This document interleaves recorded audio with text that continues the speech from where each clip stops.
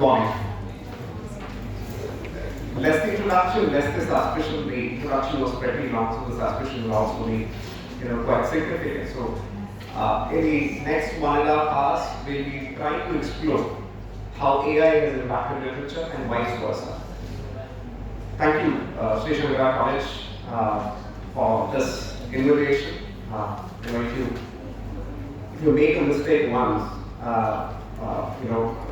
just by seeing my lecture, inviting me again is one of the gravest things that you committed against your students. But let me try to make it better for you right away. So we'll just start with a thought experiment before we get into the topic straight. See, over the years, technology has influenced literature and vice versa. Not just technology, economics, history, even geography has impacted literature, art, culture, and its manifestations in different forms. And let me just ask you a question to begin with. When I say Mother Mary, give me the color that strikes you first. When I say Mother Mary, Mother of Jesus, just give me the color that strikes you first. Blue. What is more prominent? Blue. Why blue? Have you ever thought about this? It goes all the way back to Renaissance. You know that Renaissance started in, where did it start actually? Why Italy? So Mother Mary, blue, Italy has got some connection. Let me say because first, I'm trying to give you this idea of why all of these are connected. Italy became filthy rich, especially southern Italy became filthy rich due to trade with the world around, because the geography was very positive for Italy. They have got this grand coastline. You have got sea trade happening, and money flowed into Italy like anything. Once money flowed into Italy, they had this opportunity of spending too much for art. See, if you go to a movie, like on every other Thursday, what does that mean? You've got money to spend. Another 200, 250 rupees to basically spend for a movie, go to a theatre and come back, right? Same happened with Italy, where rich people could now afford to commission painters, like Da Vinci for that matter, to basically do their paintings. And think about why blue here. See, the reason of Mother Mary and the saints, the other saints, as well as the robes of Jesus being painted in blue, that's got a very strong reason, because that paint is very important. White. That was not actually any synthetic paint for that matter. Have you heard of the stone called lapis lazuli? There is a stone called lapis lazuli, which is a semi-precious stone. At that particular point of time, it was imported right from Afghanistan. Only place at that particular point where they could get the blue stones from. They crushed it down to fine powder, used the same for painting. Holy figures are to be painted in a very rich tone, and pigments were very precious. So you see gold powdered on lapis lazuli in it, and you have got the color which is very, very popular now, which is called as ultramarine blue, which is used for our paintings of Mary, or even for Jesus. At points of time you might have seen this in the paintings of Jesus, where Jesus were in blue. Think about it, money is involved in how you even picture a holy figure for that matter. Everything gets connected here. Geography of Italy. Think about it, we're just talking about how Mother Mary is painted. Even when we are thinking about how Mother Mary is painted, history, geography is involved, history is involved, economics is involved. There are too many things into it, playing a real part. So even when we talk about artificial intelligence, it is no accident to basically note that technology has impacted art like anything. So we'll be exploring this gradual expansion of how AI progressed over time. We'll see how AI has crawled into, significantly crawled into the discipline of literature. We'll also see how AI is used in research of literature as well as the study of literature. I have another question for you right now. What connects Prague, Trivandrum, and artificial intelligence? You know what Prague, right? Prague is basically, yes, it's in Czech Republic. or erstwhile Czechoslovakia for that matter. What connects Trivandrum, Prague and artificial intelligence? Don't give me the answer that it has all got a letter in common. No, it's not a letter in common that these three things have gotten common. Any guesswork anybody? You have got this common factor in all your homes. You have used it for sure at some point of your life, even today morning. Anything? These are close to begin with. See, if you go to Prague, you'll see an astronomical clock which was built around 18th century. Where you see, can you see those two small blue windows on the top of the clock over there? The first figure. At every hour, you will see a phenomenon called this Walk of the Apostles, where you will see 12 apostles of Jesus, basically, presenting themselves, the statuettes of these apostles coming basically there at the windows, basically giving a glance. You'll get a glance of those figures out there. And one of the most interesting parts, who is tolling the bell there? You've got a skeleton basically representing that, tolling the bell there every hour. This is completely done by a mechanical addition, done just by using wood, which was done in 18th century. You'll see this. And then why Trivandrum?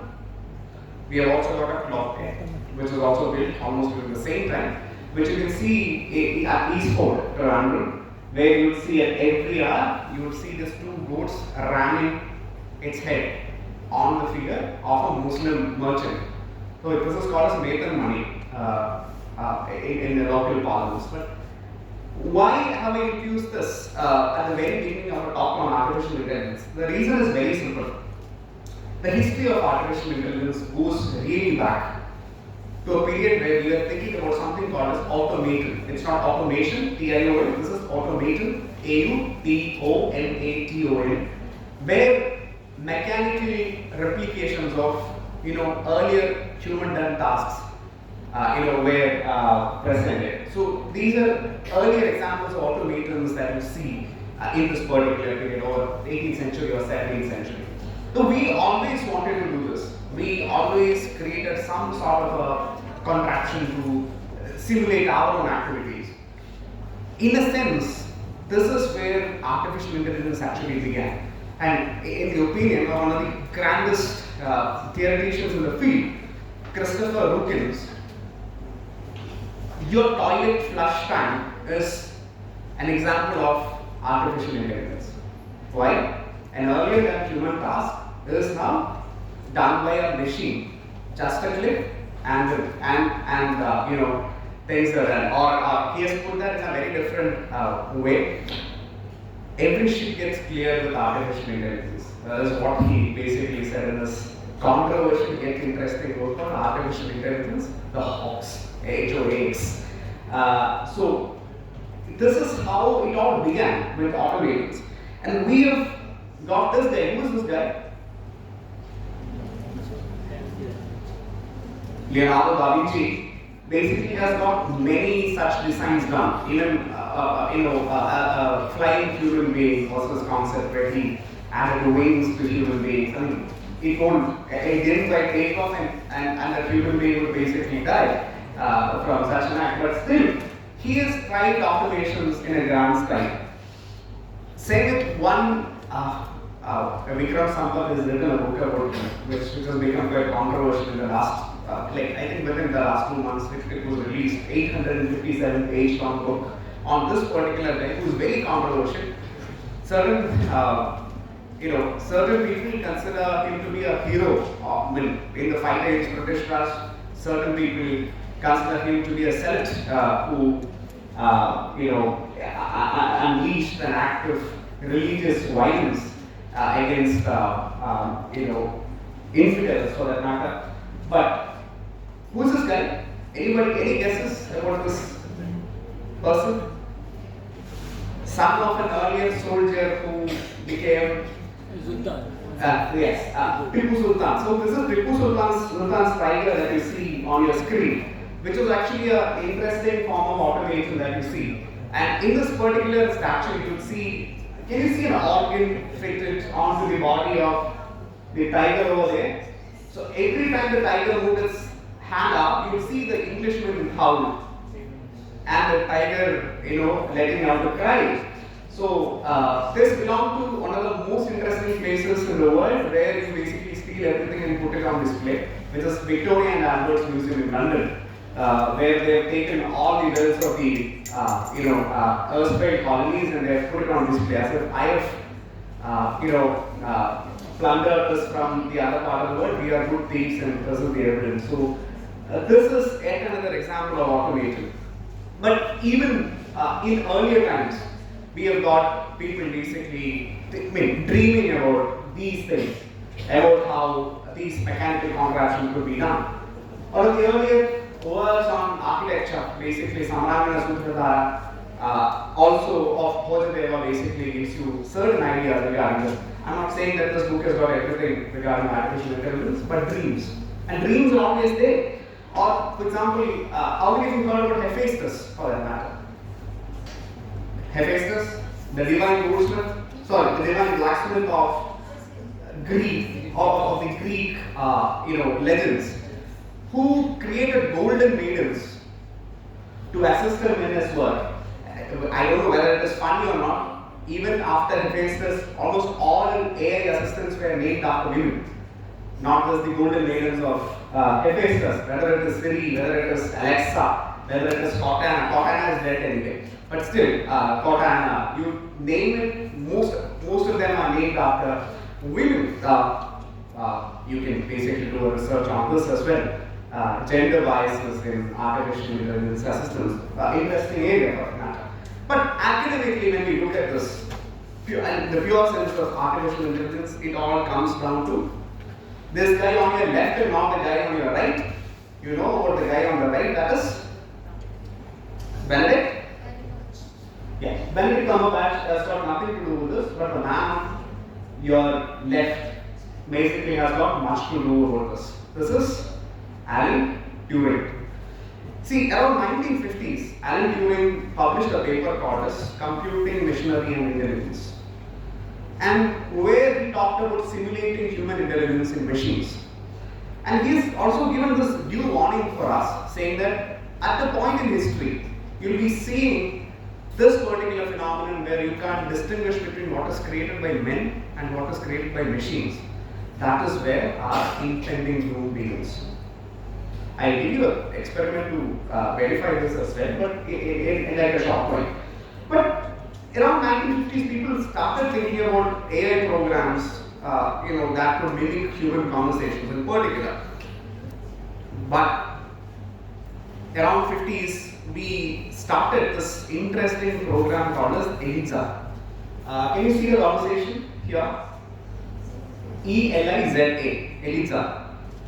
The original program was actually done in 1966, and Norbert Landsteiner, this implementation was by Norbert Landsteiner in 2005, but in 1966, sorry for the screen. In 1966, you would see such a screen where, and this was way before personal computing happened. So you could basically communicate with a machine which acted as a therapist. Can you read this here?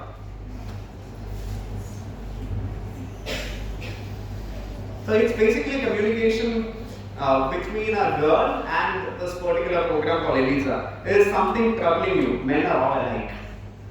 What is the connection, do you suppose? They are always bugging us about something or other. Can you think about a specific example? Well, my boyfriend made me come here. Basically the girl's boyfriend made the girl come to this AI program. I mean, the context is almost the same even right now. But the program was quite different. You can do the same with ChatGPT now, but this seems interesting because this is from 1966. So our popular misconception that AI has got something to do with personal computing is absolutely wrong. This was already there in 1960s for that matter. So these expert systems were based on a curated knowledge base to start with. You would think that, come on, this is mechanical, man. Now, this can be done by anybody. But what about this guy on your screen? Can anybody identify this Apukan? This is Harold Cohen. So Harold Cohen came up with a program called as Aaron. A-A-R-O-N. See, Aaron was interesting because this is a contraption which can create, painting history. Guess what was the year? Anybody? This was 1970s that I'm talking about. In 1970s, Cohen was very young, not like this. Cohen was very beautiful at that point of time to basically search for surveys. But Cohen came up with this program which could actually draw paintings for you by using these robotic arms. Paintings are not so beautiful to judge it, but this was a giant leap as far as generative artificial intelligence is concerned. So you could basically generate things. Then you would say that, come on, this is again mechanical arms, drawings. What about music? See, when you think about AI and music, something like this would pop up in your brain. But there was a project called as EMI, not the EMI that you pay. This is Experiments in Music and Intelligence. By this, another article for you on your screen. This guy is David Cope, D-A-V-I-D-C-O-P. Came up with this project called as Experiments in Musical Intelligence, where you'd see Cope basically analyzing compositions by composers like Mozart and Bach, going through the symphonies, and by using the same patterns, creating new musical compositions, analyzing. You can see this entire book, which was created by David Cope, after analyzing the paintings. After analyzing the musical compositions for that matter. But for literature, can anybody tell me which was the first AI authored book which was published in 1984? Anybody? The name is quite funny. The Policeman's Beard is Half Constructed, was the right way. The Policeman's Beard is Half Constructed, which was created by using a program called as Racter. That is what you see on your screen, R-A-C-T-E-R, Racter. Racter was a program. So, see, think about it. We've evolved into that particular phase in the 80s where machines could now create stories for you, short stories, novels, etc. And at this particular point of time, even image analysis basically evolved at this point of time. And around the 80s, we have also started experimentation with what you now call as digital storytelling or interactive storytelling, which we basically do on a daily basis. Everyone here. Do you play PUBG?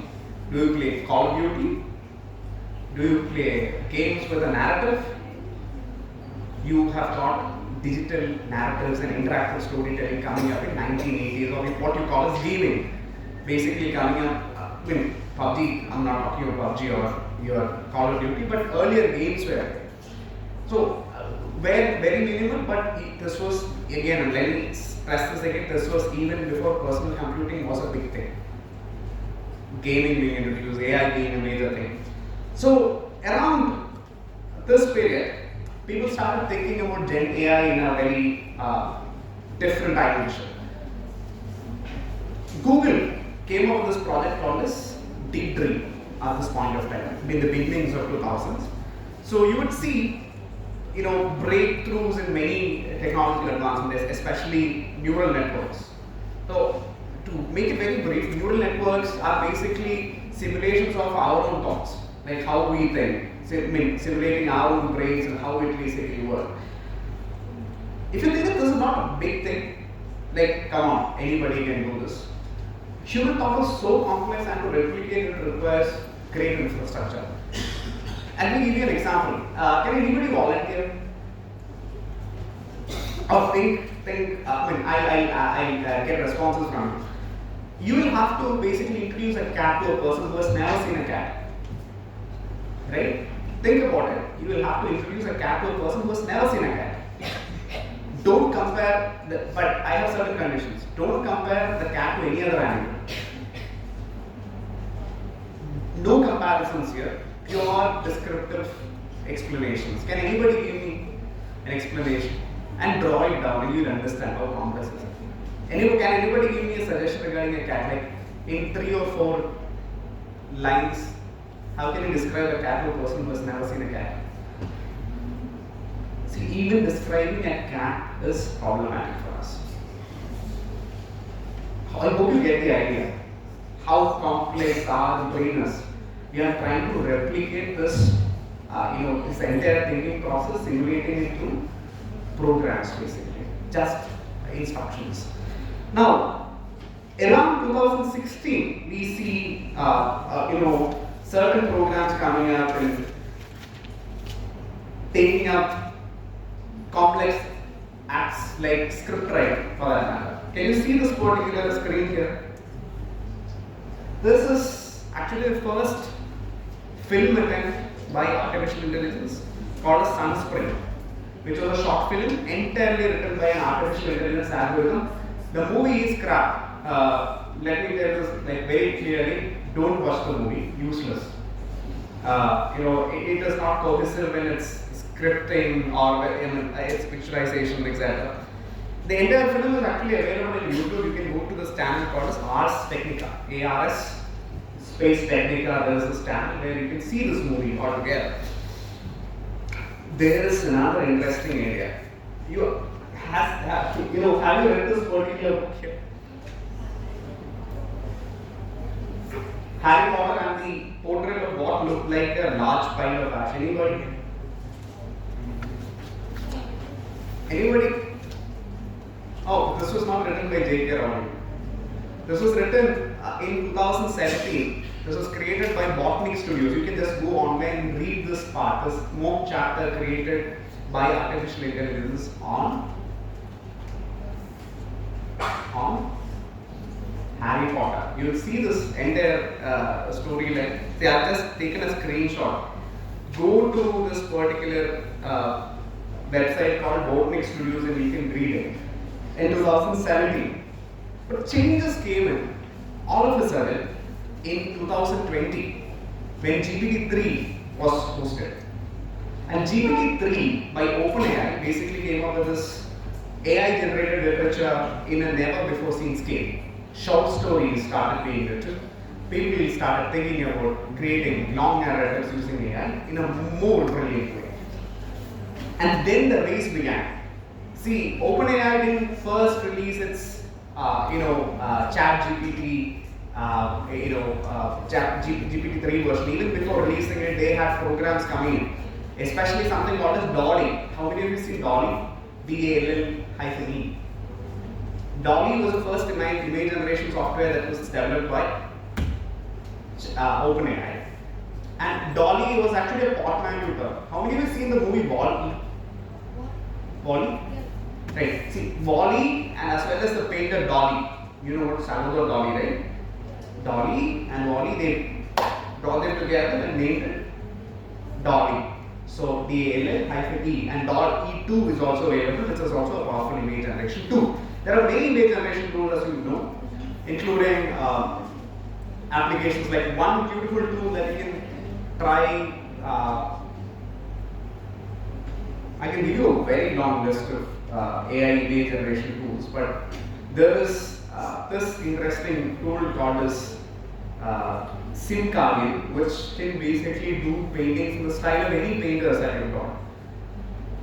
It is pre-trained on at least 700 painters from around the world. Think about your dog at your home. You call it anything, Pindumon or anything for that matter. If you have a description of it, or even if you have got a painting of it, this can basically simulate unlimited number of paintings, so you go free. The funniest part, the program belongs to a company in United States. Do you know how many Malayalis are involved in its 10-member team of developers? 9 Malayalis and 1 British.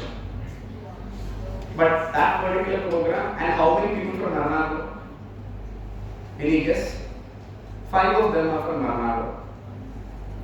Think about, we are talking about one of the most brilliantly rated programs of every generation. But there was a point at which things really flared up. Things became problematic for all of us. People started thinking about AI and the problems it created. It all started from here. Any German readers here? Sorry. This is also a problem. Right. Any readers of German here? Who is the guy on your screen? That is Schumacher, one of the greatest Formula One racers ever to have lived. His son is in business, but he has been paralyzed for long. He had basically been a victim of a stroke that happened. But funny thing is that in 2023, there was an interview which was published, which came with this title after a long time. Schumacher is giving an interview. By the way, Schumacher didn't know about this. Schumacher was still paralyzed. He was still in his bed. What happened? Any idea? This particular magazine used the earlier interviews of Schumacher, created a database and created a mock interview of Schumacher to basically be presented here. What was and then cases began. Their family filed a legal suit. Do you know what was the compensation amount? Anybody? Any guess? Indian money, what would be the compensation? 67 crores was the entire compensation suit that was filed, and they basically received it. The magazine basically closed down. European Union came up with certain norms which also affected us, because universities advised use of artificial intelligence tools in a lesser scale. You are not supposed to basically use AI every now and then. There are ways to bypass it. If you are interested, I can also tell you that, how not to get caught by your teachers using artificial intelligence. There are better ways of doing it. But on a very serious note, this is where we actually get into why are we using artificial intelligence, or how we have been using AI in literary research. Anybody heard about this book? Franco Moretti, Graphs, Maps and Trees. Anybody? In 2003, we kick-started a wonderful discipline, which was a gradual evolution from our own discipline of cultural studies. We started off this new disciplinary format in which we are quite thriving right now. Humanities departments around the world. We shifted to something called as digital humanities in 2003. Digital humanities is nothing but usage of digital tools in analyzing literature or any other field of humanities for that matter. Rather than going by abstract ideas, we started analyzing things in a very concrete way. Large data sets, books, history, you are looking at economics, everything was properly analyzed by using digital tools. I will also introduce a tool, don't worry about it. But this work was iconic for us, especially for students of literature, when he went with this particular analysis of the English novels in particular, the frequencies of words, evolution of genres. So he went with this book by graphically representing how English literature evolved, mapping how words were used. For example, one interesting reference that he does here is that around 1940s, a word became very prominent in English literature as well as in magazines and journals. Can anybody identify the word? Fear was the word. Why? It was indeed a reign of terror. War was happening, absolutely. So World War was at its all-time high. Bombing was done. There was this bombing of London that was happening. Hitler was on a killing spree. So you would see this happening around the world, and this frequency analysis and this process is also termed as,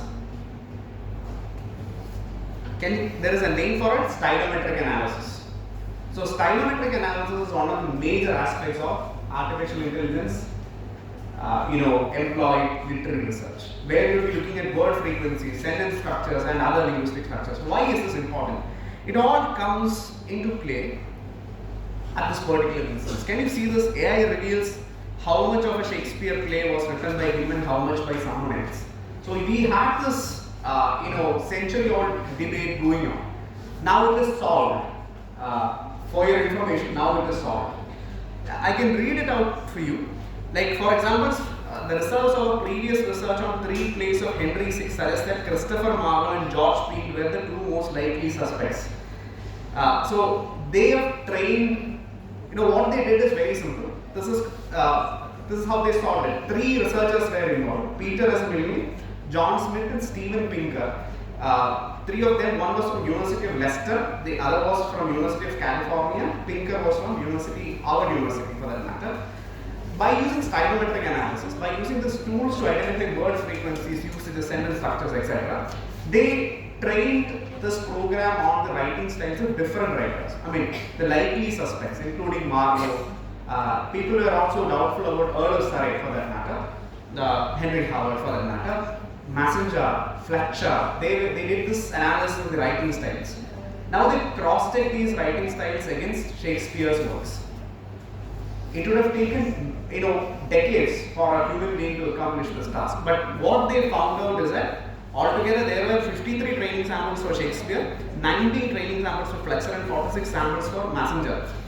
So they found out that Shakespearean plays were mostly not written by Shakespeare himself. It was only partly written by Shakespeare, whereas Peele, Marlowe, and Fletcher has got real contributions. We often thought about Marlowe as an adversary to Shakespeare in many contexts, but now it has been proved that Shakespeare didn't write much of Shakespeare's plays. So Shakespeare's plays are not Shakespeare's plays anymore.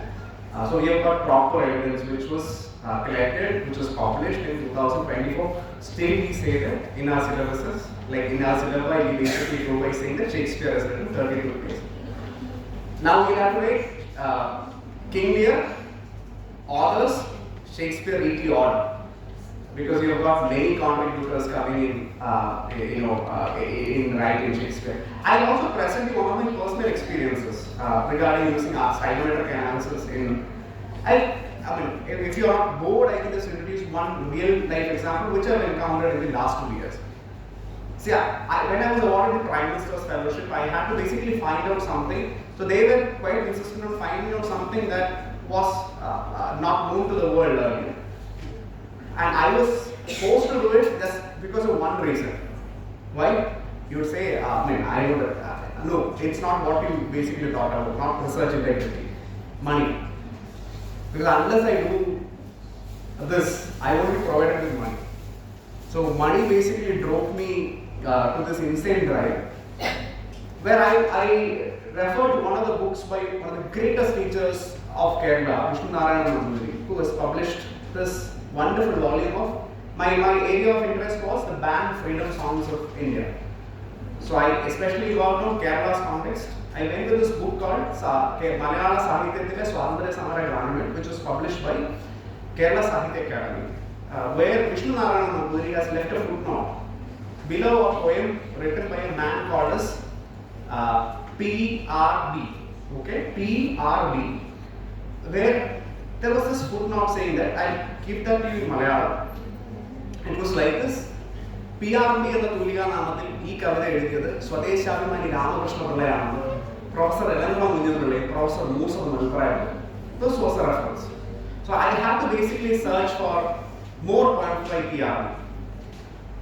I did my digging and I found out that one person called Professor R. Venkataraman, who was a previous principal of Rajapalayam Raju's College, is the authority in banned literature. I went to Rajapalayam to find this guy. Professor Venkataraman was very old. Even after retirement, he's still there in the department, basically teaching kids. A jolly good fellow.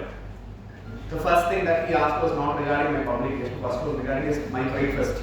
Took me around, fed me with things, took me to see his dogs, and after that he told me, why did you come here? Then I said, this is the thing, I know that you have published 6-7 papers on this. Then he said that, don't linger around.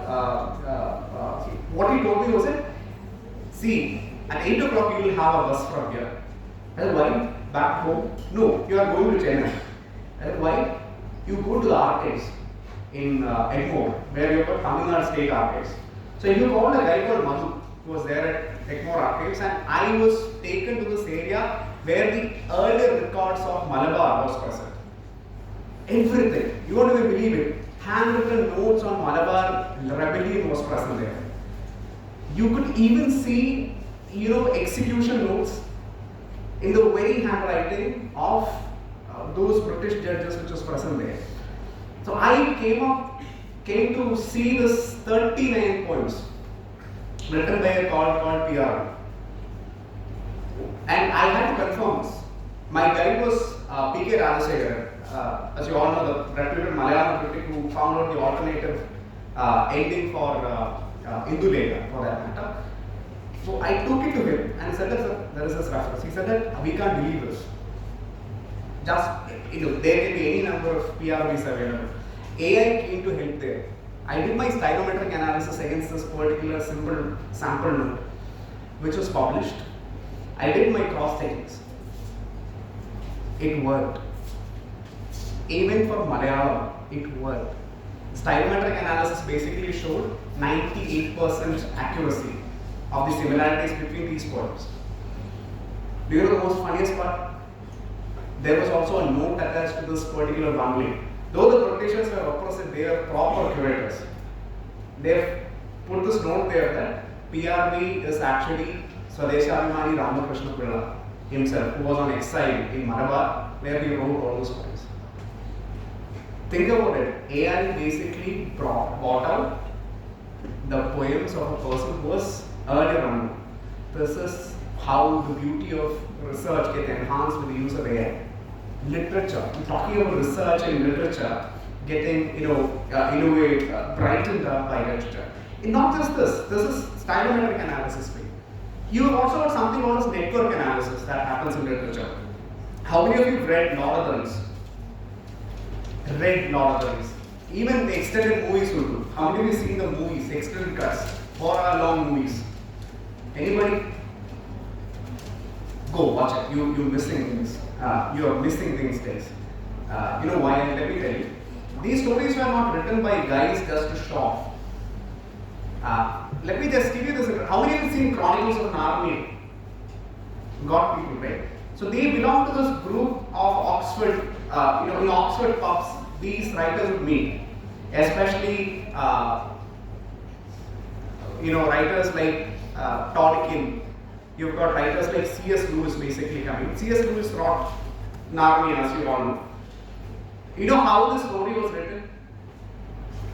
Think about the writer holding a mug of beer in his hand. He was intoxicated like anything.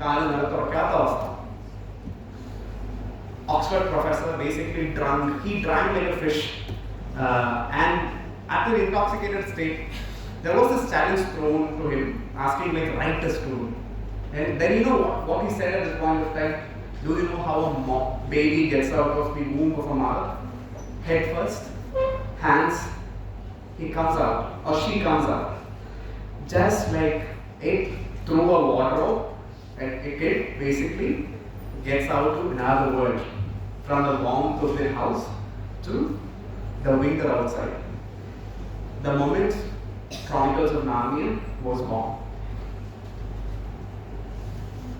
Often literature is born from beer mugs rather than libraries. People have written beautiful novels out of getting intoxicated with either life or wine. Brilliant stories are there. Behind every good story told. So when Lord of the Rings was written, it was too complex. Even the writer Tolkien has created a language for Lord of the Rings. You can see a number of races, number of characters, places, Middle Earth. You would see characters and even generations of those characters, even entire races properly specified. But to put them all into one graph or one map is an impossibility. But people have done this. If you go to this website of a guy called Alan Cohen, A-N-O-N, space Cohen, Alan Cohen, you would see this analysis of how every single character is related to one another through graphs, maps, charts, where these people have been to, what are the races in which they belong to. You would see even graphs, men, like graphs of men, dwarfs, as well as elves. Basically, you would see, about how gender stereotyping is done, how people are distributed across this grand geography that was presented in Lord of the Rings. So, network analysis. Think about this in the context of Mahabharata. Think about Mahabharata is one of the grandest epics. How many of you have gone through the original volumes of Mahabharata? Have you seen the entire prose translation by Ruba Publications that was done? Any guess how many pages are there just for the prose translation, exact translation of Mahabharata? 20,000. 20,000 pages. You're looking at 20,000 pages of the entire prose translation of Mahabharata. Think about the number of characters. Think about the number of places. Leave it. Don't think about it as something that happened for real. Think about it as a literature work that enhances the value of that particular work. Generations of study. You've got places. You've got battles, duels happening. Think about characters, how they went. There is this project called Project MB, which was, I was also part of this particular project. This was done by a group of researchers. We were a group of 73. I worked with stylometrics as well as network analysis basically for that work.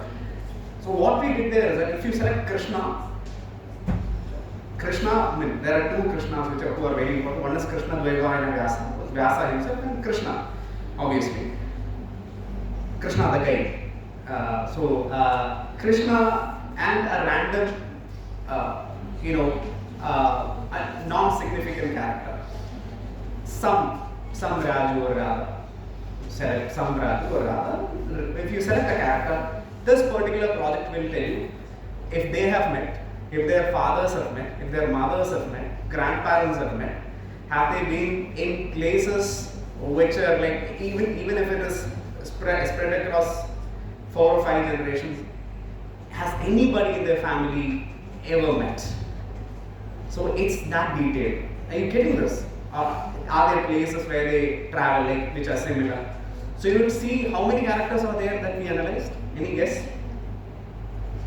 733 characters. How many places? 1972 places.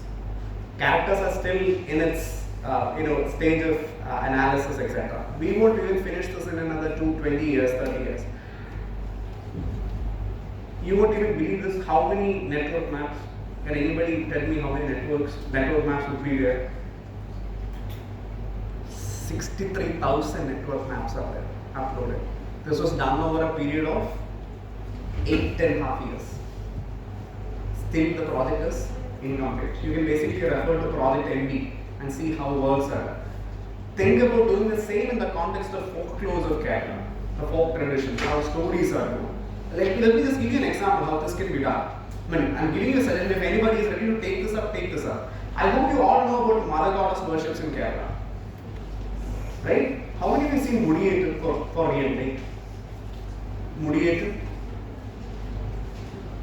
മീനച്ചിലാർന്നും Chalakudy പുഴയ്ക്കും ഇടയ്ക്ക് നടക്കുന്ന കാര്യമാണ്. ഇതിന്റെ രണ്ടിനിടയ്ക്കാണ് നിങ്ങൾ കിടക്കുന്നത്. ഇവിടെ ആരും കണ്ടിട്ടില്ല. Mother Goddess worships, it is one of the most important things. So, if you see the entire structure of Mudiyettu, you would see similarities between what happens in southern Travancore as well. You see, you've got a gap in between. Like, there's something called as Kaliyutta that happens in southern Kerala. You've got you've got almost a similar act in Padeni that happens in Pathanamthitta. You've got something that happens on Saint Kali Aradhana in this part, where you've got central Travancore. If you cross it, you will see the same.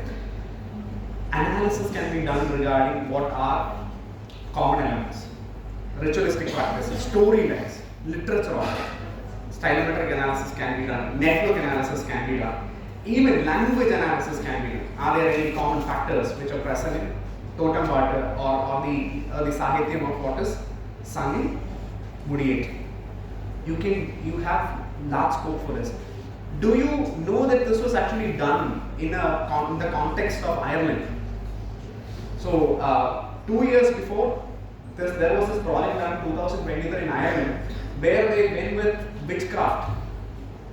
There are these medieval stories which describe witchcraft. So what they did there was that they actually found the geographical locations where witchcraft was done just by looking at the cues from the literature of medieval times. Think about it, they were reconstructing history from literature. When you read a book, when you read a story, those stories are not just stories. They are also looking at history from a different perspective. So you are representing the period, the dressing, the way in which people interacted, the way in which certain words were used. How many of you use this word called crap? C-R-A-P?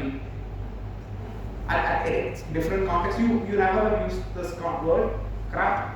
C-R-A-P? What the crap? എല്ലാവരും നല്ല കുട്ടികളാണ്. ആരും ഒരു ചീത്ത പോലും പറയാം. Sir ഇതൊന്നുമല്ല, ഞാൻ വേറെ കാര്യം പഠിക്കാറ്. Do you know the context in which crap basically evolved? ആർക്കെങ്കിലും അറിയാമോ അത്? എന്താ ഈ ക്രാപ്പ് എന്ന് പറഞ്ഞ വാക്കുള്ളത്? Anybody? Thomas crapper and company എന്ന് പറഞ്ഞ ഒരു കമ്പനിയായിരുന്നു ആദ്യമായിട്ട് ഒരു യൂറോപ്യൻ ടോയ്ലറ്റിന്റെ മോഡൽ ഇൻട്രൊഡ്യൂസ് ചെയ്യുന്നത്. ലണ്ടൻ ഫെയർ 1851 നിങ്ങൾ കേട്ടിട്ടുണ്ടാവും. ഗ്രേറ്റ് ഫെയർ, ഗ്രേറ്റ് എക്സിബിഷൻ എന്നൊക്കെ വിളിക്കുന്ന സാധനം. Crystal palace. ഈ ടോയ്ലറ്റിൽ ഈ ലണ്ടനേഴ്സ് പോണ സമയത്ത് ആ സമയത്ത് ക്രാപ്പർ ആൻഡ് കമ്പനിയുടെ ക്രാപ്പർ കാണാം. എന്തിനാ മനുഷ്യൻ നശിപ്പിക്കാൻ ശ്രമിച്ചോ ആ മനുഷ്യന്റെ പേര് അതിലിട്ടു. Crap became synonymous with shit that Mr. Crapper wanted to remove. കുടുംബ പേരിടാൻ പറ്റിയ സാധനം. So eventually this is how word of this happened. Think about the same in Indian context where we have got a multicultural amalgamation in most of our cultures. Our cultures are not independent. You've got influences coming from every part of the world. Stylometric analysis നടക്കില്ലേ? Network analysis നടക്കില്ലേ? You don't have to be a good linguist. You don't have to be a good a curator for that matter. Anybody can do this. People are doing this. People as young as 16-year-old. Project MBA ഞങ്ങളുടെ കൂടെ ഉള്ള ഏറ്റവും പ്രായം കുറഞ്ഞ ഞങ്ങളുടെ പ്രായമാണ് ഈ പറഞ്ഞ ആൾക്കാരുടെ കൂടെ 13 വയസ്സാണ്. കോഡിങ് ഞാൻ വേണ്ടി ചെയ്യുന്ന ചെക്കൻ്റെ വയസ്സാണ് ഞാൻ പറഞ്ഞത്. 13 വയസ്സ്. Think about it. So anybody can do this. There is also something called as sentiment analysis. Heard about this one? Basically, emotional arc analysis, it's very hard. In novels like Othello, for that matter, how the emotion of characters are basically, are swaying to one edge and back. Especially in characters complex like King Lear, for that matter. Works were done at Stanford University in 2008 to basically do an emotional analysis of how this arc gets developed. ഇതൊക്കെ ചെയ്യണമെങ്കിൽ Stanford എന്ന് പറഞ്ഞപ്പോൾ you will have to remember about this particular initiative called Stanford Literary Labs. Just do check this out. Where they have got a program called Mapping the Republic of Letters, which has actually chronicled letters of philosophers during the Enlightenment period. You're looking at about 300,000, almost 3 lakh letters of these writers, how they communicated with each other. Not just philosophers, even scientists. And through those letters, they are basically tracing how ideas traveled. In a visual map, you can basically see this clearly and analyze this in maps, metrics, etc. Not just that. See, if you basically go with all these projects, the suggestions which you will have to check out. Like, how can we do this? You go for this particular University of Maryland. You don't know just note this down. University of Maryland in that website. Go for search for this particular guy, Ted Underwood. Two lectures. One is Ted Underwood. You will have to go to this particular website, search for Ted Underwood. Ted Underwood is a tutorials on it, which will explain to you the basics of how to do this. ഈ അനാലിസിസിനുള്ള tools already readymade ആണ്. പക്ഷെ നിങ്ങൾ തന്നെ programme ഉണ്ടാക്കി ചെയ്യുന്നതായിരിക്കും എപ്പോഴും നല്ലത്. U getting this. നമ്മൾ നമ്മുടെ റിസർച്ച് മുന്നിലേക്ക് പോകുമ്പോൾ നമ്മൾ ഈ ചോദിച്ചിട്ടുണ്ട് ആരെങ്കിലും നിങ്ങൾക്ക് എന്താ പഠിക്കാനുള്ള കുറെ കവിതയും എന്നല്ല എന്ന് പറഞ്ഞിട്ടില്ല ആരെങ്കിലും? കേട്ടിട്ടില്ല. നോട്ട് ലൈക്ക് യുവർ അമ്മായിസ് റൊമാൻസ് കേട്ടിട്ടില്ല. ചുമ്മാ കഥയും കവിതയും പഠിച്ചു. അല്ല, നമ്മൾ കഥയും കവിത മാത്രമല്ല പഠിക്കുന്നത്, നമ്മൾ ചരിത്രത്തിനെ വായിച്ചെടുക്കുന്നവരാണ്. നിങ്ങൾക്കൊരു ഷെർലക് ഹോംസിന്റെ തൊപ്പി വെച്ച് ഇറങ്ങണമെന്നോ ചരിത്രത്തിൽ മറന്നുപോയ കാര്യങ്ങൾ അല്ലേ? എവിടെയൊക്കെ കഥയ്ക്കകത്ത് ഒളിഞ്ഞിരിക്കുന്ന സത്യങ്ങൾ, ഇതൊക്കെ തൊട്ടിറങ്ങിയ ആൾക്കാരുണ്ട് നമുക്ക് മുമ്പ്. ഇവരെല്ലാവരെയും കൂടി ചേർന്ന ഫീൽഡിനാണ് നമ്മളെന്ന് പറയുന്നത് DH അഥവാ digital humanities. We are Sherlock Holmes without caps. ഇനി ഒരു ബുക്ക് ഞാൻ സജസ്റ്റ് ചെയ്യും, വാങ്ങിക്കണം. സെഡ് ലൈബ്രറി പോയാൽ മതി, അല്ലെങ്കിൽ നിങ്ങൾക്ക് നമ്മുടെ സ്വന്തം ലിബ്ജൻ തപ്പാറൊക്കെ ലിബ്ജനിൽ പോയിട്ട് തപ്പേണ്ട ഒരു പുസ്തകമുണ്ട്. ഇതിനകത്ത് കുറച്ച് എസ്സേസ് ഉണ്ട്. കമ്പ്യൂട്ടേഷണൽ ടേം അത്ര ഇമ്പോർട്ടൻ്റ് ആയതായി തന്നെ പറഞ്ഞതാണ്. Term David berry. ഇത് വായിക്കണമെന്നില്ല, നിങ്ങൾ ഈ ബുക്കിനെ ഡൗൺലോഡ് ചെയ്യാം. ഓക്കെ, ബുക്കിനെ ഡൗൺലോഡ് ക്യൂബർ എന്ന് പറഞ്ഞിട്ടൊരു വെബ്സൈറ്റ് ഉണ്ട്. QUIBR. ക്യൂബറിനകത്ത് നിങ്ങൾ 30-40 ബുക്കൊക്കെ കൊണ്ടിട്ടാൽ പോലും ക്യൂബർ എന്ത് ചെയ്യും? ആ പുസ്തകങ്ങൾക്കകത്ത് നിങ്ങൾക്ക് ആവശ്യമുള്ള സാധനം മാത്രം ക്യൂബറിൻ്റെ ചോദിച്ചാൽ ക്യൂബറിനകത്ത് ക്രിയേറ്റ് എ ബ്രെയിൻ എന്നൊരു ഓപ്ഷൻ ഉണ്ട്. അതിനകത്ത് കയറിയിട്ട് ബുക്കിന് അപ്ലോഡ് ചെയ്ത് കൊടുക്കുക. എന്നിട്ട് ആ ബ്രെയിൻ എടുത്ത് ചോദ്യം ചെയ്യും, ചേട്ടാ ഇതിനകത്ത് എനിക്ക് ആവശ്യമുള്ള ഈ കാര്യം ഉണ്ടെന്ന് ചോദിച്ചാൽ ക്യൂബർ നിങ്ങൾക്ക് ഉത്തരം പറഞ്ഞു തരും. പഴയ പോലെ കുത്തിയിരുന്ന് വായിക്കേണ്ട കാര്യമൊന്നുമില്ല. രാവിലെ തൊട്ട് വൈകുന്നേരം വരെ ഇരിക്കേണ്ട കാര്യമൊന്നുമില്ല. Do your smart work. റിസർച്ചിലേക്ക് കയറുമ്പോൾ കഷ്ടപ്പെട്ട് പണിയെടുത്തിട്ട് കാര്യമില്ല, സ്മാർട്ടായിട്ട് പണിയെടുക്കുക എന്നുള്ളതാണ്. There R vase. അതുകൊണ്ടെങ്കിൽ പറഞ്ഞു തരാം കേട്ടോ. ഇത് ഓർക്കണം. പിന്നെ 2-3 വെബ്സൈറ്റ്സ് കയറി നോക്കേണ്ട കാര്യങ്ങൾ. ഒന്ന്,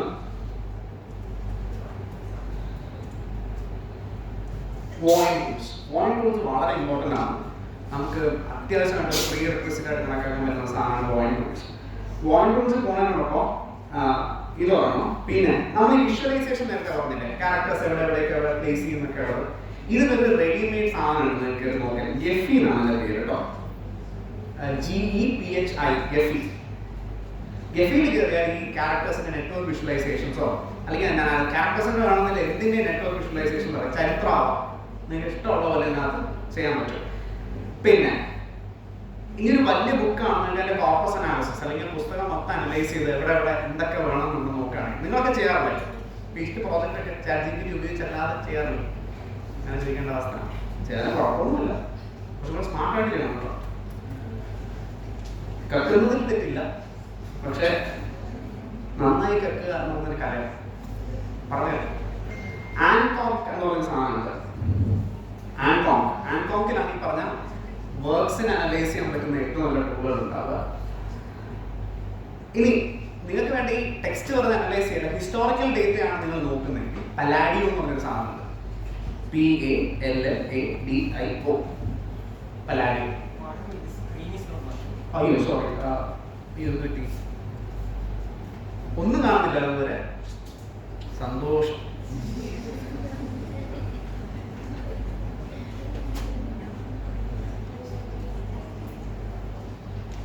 പലാഡിയോ നേരത്തെ നിനക്ക് പറഞ്ഞാൽ എഴുതിയായിരുന്നു എന്തെങ്കിലുമൊക്കെ. സോറി, ആൻകോക്ക്. ഇതാണ് ആൻകോക്ക്. ആൻകോക്ക് നിങ്ങൾ എഴുതുന്ന പേര് മാത്രം പോരെ. ഇത് ആൻകോക്ക് കിട്ടിയല്ലേ? ഇത് നേരത്തെ പറഞ്ഞിരുന്നു. ആൻകോക്ക് ആണ് ഈ പറഞ്ഞ പോലെ ടെക്സ്റ്റിന്റെ കോർപ്പസ് അനാലിസിസിനുള്ള ടൂളായിട്ട് പറഞ്ഞത്. പിന്നെ അത് കഴിഞ്ഞുള്ളത് പലാഡിയോ പറഞ്ഞായിരുന്നല്ലോ. ഗെഫി പറഞ്ഞായിരുന്നോ? കണ്ടിട്ടായിരുന്നത് ഗെഫി. പിന്നെ ഉള്ളത് വോയിൻ ടൂൾസ് നോക്കിയായിരുന്നല്ലോ അല്ലേ? വോയിൻ ടൂൾസ്.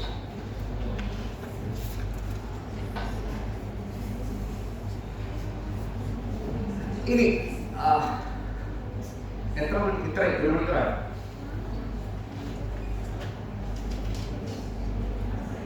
മതം തുടങ്ങിയിട്ട് ഒരു 1 മണിക്കൂറായിട്ടാണ്. ഈ ഏറ്റവും കഷ്ടപ്പെടുത്തുന്ന ഒരു കാര്യം ഉച്ചയ്ക്ക് ഉണ്ണുന്നതിന് മുമ്പുള്ള സെഷനും ഇത് കഴിഞ്ഞുള്ള സെഷനാണ്. ഇനി ഉറങ്ങാൻ താല്പര്യമുള്ളവരുണ്ടെങ്കിൽ ഒരു ആപ്പ് ഉണ്ട്, അതും കൂടെ പറഞ്ഞുതരാം. There is this application called as Parrot, PARROT, Parrot.ai എന്ന ആപ്പിൽ ശരിക്കും ഉണ്ടാക്കിയത് റിസർച്ചേഴ്സിനുള്ള കമ്മ്യൂണിക്കേഷൻ ഗൈഡുമാരുമായിട്ടുള്ള ഒരു അക്ഷരം പോലും ചോർന്നു പോകാതിരിക്കാം. അങ്ങനെ ആകുമ്പോഴത്തേക്ക് എഴുതിയെടുക്കാറ് നമുക്ക് ഇൻഫർമേഷൻ പിന്നീട് റിട്രീവ് ചെയ്യാം ആവുന്നു. അതല്ല നിങ്ങളിൽ ഈ ജിമീറ്റിന്റെ ലിങ്കാണെങ്കിൽ കുറച്ചും കൂടെ എളുപ്പം. ഓട്ടർ എന്ന് പറഞ്ഞൊരു പ്ലാറ്റ്ഫോമാണ്, OTTER.ai. ഓട്ടർ എന്ന് പറഞ്ഞ പ്ലാറ്റ്ഫോമിന് ജസ്റ്റ് ഗൂഗിളിലെ ലിങ്ക് ബേസ് ചെയ്ത് കൊടുത്തു കഴിഞ്ഞാൽ ആ എൻ്റെ മീറ്റിംഗ് അത് എന്ത് ചെയ്യും, റെക്കോർഡ് ചെയ്ത് ചെയ്യുന്നത് അതിൻ്റെ നോട്ട് തയ്യാറാക്കി ചേട്ടാ. നോട്ട് തയ്യാറാക്കിയിട്ട് നിങ്ങൾ പിന്നെ സംശയം ചോദിച്ചാൽ ചേട്ടാ ഇതിനകത്ത് ആർട്ടിഫിഷ്യൽ ന്യൂറൽ നെറ്റ്വർക്കുകളെ കുറിച്ച് എന്തെങ്കിലും പറഞ്ഞിരുന്നു എന്ന് വെച്ചാൽ ചേട്ടൻ അത് മാത്രം എടുത്ത് കയ്യിൽ. അപ്പൊ എന്ത് ചെയ്യണ്ട, പഴയതുപോലെ മീറ്റിംഗ് ഓൺ ചെയ്ത് വെച്ചിട്ട് എന്തിനു പോണ്ട, നിങ്ങളൊക്കെ ചെയ്യാറില്ലേ? മീറ്റിംഗ് ഒക്കെ ഓൺ ചെയ്ത് വെച്ചിട്ട് എവിടെയെങ്കിലും പോകാറില്ലേ? ആ പരിപാടി ചെയ്യണം. ലിങ്ക് മാത്രം കോപ്പി ചെയ്യുക, കൃത്യമായിട്ട് ആ നോട്ട് കേൾക്കുക, പിന്നീട് എപ്പോഴാണെന്ന് വെച്ചാൽ ആ സാധനം പോയി നോക്കിയിട്ട് തിരിച്ചു വരാം. അല്ലെങ്കിൽ ആബിറ്റ് നോട്ട് എന്ന് പറഞ്ഞൊരു ആപ്പ്, ABIDNOT. ആബിറ്റ് നോട്ട് ഒരു പ്രത്യേകതയുണ്ട്, ഏത് ഭാഷയിൽ സംസാരിച്ചാലും ഇംഗ്ലീഷിൽ നോട്ട് ഉണ്ടാക്കി തരും. ക്ലാസ്സിൽ മലയാളത്തിലുള്ള ലെക്ചർ ആണെങ്കിൽ പോലും അതിനെ എന്ത് ചെയ്യും, ഇംഗ്ലീഷിലേക്ക് കൺവേർട്ട് ചെയ്ത് ആബിറ്റ് നോട്ടിന്റെ AI ട്രാൻസ്ക്രൈബ് എന്നുള്ള ഓപ്ഷൻ. ഇതിനൊന്നും 5 പൈസ കൊടുക്കണ്ട എന്നുള്ളതാണ് വളരെ സന്തോഷമുള്ള കാര്യം. അതായത് മീറ്റിംഗ് ഓൺലൈൻ ആവട്ടെ, ഈ പറഞ്ഞ പോലെ ഓഫ്ലൈൻ ആവട്ടെ, നമുക്ക് എന്ത് ചെയ്യാം, നോട്ട്സ് ഒക്കെ കൺവേർട്ട് ചെയ്യാം. എല്ലാ നിങ്ങൾക്കൊരു പ്രശ്നം ഉണ്ടെങ്കിൽ അതിന് സൊല്യൂഷൻ ഉണ്ടെന്നല്ലേ പറഞ്ഞിട്ടുള്ളത്. If there is a problem, there is an AI solution. എന്ത് പ്രശ്നത്തിന്റെ സൊല്യൂഷനാണ്. There are even programs that can automate your messages. നിങ്ങൾ നിങ്ങളുടെ ബോയ്ഫ്രണ്ടിനോ ഗേൾഫ്രണ്ടിനോട് സംസാരിക്കുകയാണ്, കുറച്ച് നേരം സംസാരിക്കാൻ താല്പര്യമില്ലെങ്കിൽ യു ക്യാൻ പ്രോഗ്രാം. നിങ്ങളുടെ കഴിഞ്ഞ കാലത്തെ കോൺവെർസേഷൻ അനലൈസ് ചെയ്തതിനു ശേഷം നിങ്ങൾ റിപ്ലൈകൾ അയച്ചുകൊണ്ടേയും ഈവൻ ഡബിൾ എൻക്രിപ്റ്റഡ് ആയിട്ടുള്ള വാട്സാപ്പ് പോലുള്ള പ്ലാറ്റ്ഫോമിൽ പോലും ചെയ്യാം. ചുരുക്കത്തിൽ നിങ്ങൾ നിങ്ങളോട് കാമുകിയോടോ സംസാരിക്കുകയാണെന്ന് വിചാരിക്കുകയാണെങ്കിൽ അതൊരു പ്രോഗ്രാമിനോടാണ് എന്ന് മനസ്സിലാക്കേണ്ട ഒരു സാഹചര്യം കൂടി വന്നിട്ടുണ്ട്. Anything is possible under the sky. See, we'll go for a interactive session from now on. ഇറങ്ങി പോടാ എന്നുള്ള ഒഴിച്ചുള്ള കാര്യം നമുക്ക് 15 മിനിറ്റ് കഴിഞ്ഞ് ഇറങ്ങിപ്പോ. എന്തെങ്കിലും ഉണ്ടെങ്കിൽ കൺസേൺസ് ഉണ്ടെങ്കിൽ റേസ് ചെയ്യാം, എതിർപ്പുകളുണ്ടെങ്കിൽ രേഖപ്പെടണം. ഒരു കാര്യം തുടക്കത്തിൽ ഇന്ററാക്റ്റീവ് സെഷൻ മുമ്പേ പറഞ്ഞു വെക്കട്ടെ, ഇത് കാരണം അക്കാദമിക് രംഗം നശിച്ചു പോകും എന്നൊക്കെ ആർക്കെങ്കിലും ധാരണയില്ല, നശിക്കില്ല. കാരണം കാലാകാലമായിട്ട് മാറ്റങ്ങളുണ്ടാവും. നമ്മൾ ഈ പറഞ്ഞില്ലേ, അതുകൊണ്ടാണ് റെനസാൻസിന്റെ കാര്യം ആദ്യം പറഞ്ഞു വെച്ചത്. കാലകാലങ്ങളിൽ ഉണ്ടാകുന്ന എക്കണോമിക് ചേഞ്ചസ്, ജോഗ്രഫിയിൽ ഉണ്ടാകുന്ന സിഗ്നിഫിക്കന്റ് ഇമ്പാക്ട്സ്, ചരിത്രത്തിൽ ഉണ്ടാകുന്ന മാറ്റങ്ങൾ, ഭരണാധികാരികൾ, ഭരണക്രമത്തിന്റെ മാറ്റം, ഇതൊക്കെ അനുസരിച്ച് നമ്മുടെ സാഹിത്യത്തിൽ നമ്മുടെ പഠനത്തിനെ നമ്മൾ അപ്രോച്ച് ചെയ്യുന്ന രീതിയിലൊക്കെ മാറുന്നുണ്ടാവും. നിങ്ങളുടെ അപ്പനപ്പൂപ്പന്മാർ, നിങ്ങളുടെ അപ്പൂപ്പന്റെ അച്ഛനൊക്കെ വന്നു കഴിഞ്ഞാൽ ഇപ്പോൾ നിങ്ങളുടെ അധ്യാപകരോ മടിയന്മാരെന്ന് വിളിക്കും. കാരണം they also use the best technologies of their times. It's high time we also step up. അത് ചെയ്തില്ലെന്നുണ്ടെങ്കിൽ നമ്മൾ പിന്നിലേക്ക് പോകുന്നുള്ളത് മാത്രമാണ് അതിനകത്ത് വരാൻ മാനിച്ചിരിക്കുന്നത്. ഒരുപക്ഷെ ലോകം കണ്ട ഏറ്റവും മികച്ച സമയത്ത് ജീവിക്കുന്നവരാണ്. ഈ കൊറോണ വന്നത് 15 കൊല്ലം 20 കൊല്ലം മുമ്പായിരുന്നു. നമ്മളൊക്കെ ചത്തേ തോന്നില്ല. നശിച്ച കാലം ഒരു കാരണവശാലും വിളിക്കാതിരിക്കുക അക്കാഡമിക്സിന്റെ സുവർണ്ണ കാലമാണ്. പണ്ട് വർഷങ്ങൾ എടുക്കുന്ന അനാലിസിസ് ഇപ്പം നിമിഷങ്ങൾ കൊണ്ട് നമുക്ക് ചെയ്യാൻ പറ്റുന്നത് എന്നുള്ളതാണ്. Be very concerned about the changes that are happening around. Be very happy with the changes that are happening around. Any questions?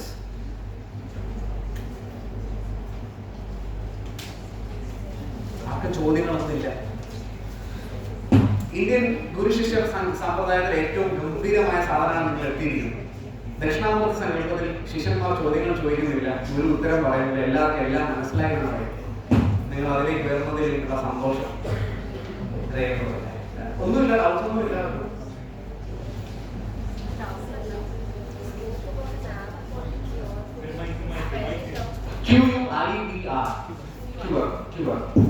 Cure, just go there. There's this option called create a brain. Brain is basically a group of documents അല്ലെങ്കിൽ URLs ന്റെ ഒരു ഗ്രൂപ്പാണ്. അത് website links create ചെയ്യാം, അതിനുശേഷം എന്ത് ചെയ്യാം, ആ പെർട്ടിക്കുലർ ഗ്രൂപ്പ് ഓഫ് ഡോക്യുമെന്റ്സുമായിട്ട് നമുക്ക് ഇന്ററാക്ട് ചെയ്യാം. അത് എവിടെ ഗുണം ചെയ്യാന്ന് നമ്മൾ പറഞ്ഞുതരാം. ഇപ്പൊ നമ്മൾ ഇമിഗ്രന്റ് എക്സ്പീരിയൻസ് അനലൈസ് ചെയ്യാമെന്നിരിക്കട്ടെ. Think about analysing immigrant experiences of women. നമുക്കൊരു 12 രാജ്യത്തിലെ സ്ത്രീകളുടെ ഇമിഗ്രേഷൻ എക്സ്പീരിയൻസ് അനലൈസ് ചെയ്യണം.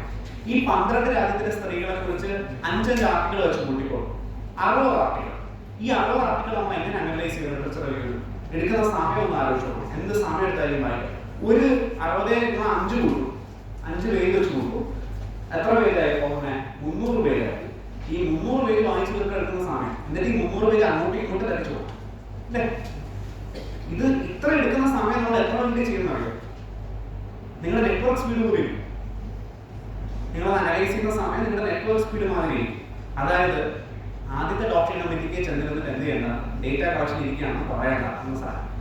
അപ്പോൾ നമുക്ക് കുറച്ചും കൂടി ഈസി ആയിട്ട് നമുക്ക് ഈ ഡേറ്റ ആക്സസ് ചെയ്യാൻ പറ്റും എന്നുള്ളതാണ് best part. Cure is a good option. അങ്ങനെ ഗൂഗിളിൽ ഒരു നോട്ട്ബുക്ക് എന്ന് പറഞ്ഞൊരു സാധനമുണ്ട്, which is also interesting. Google notebooks.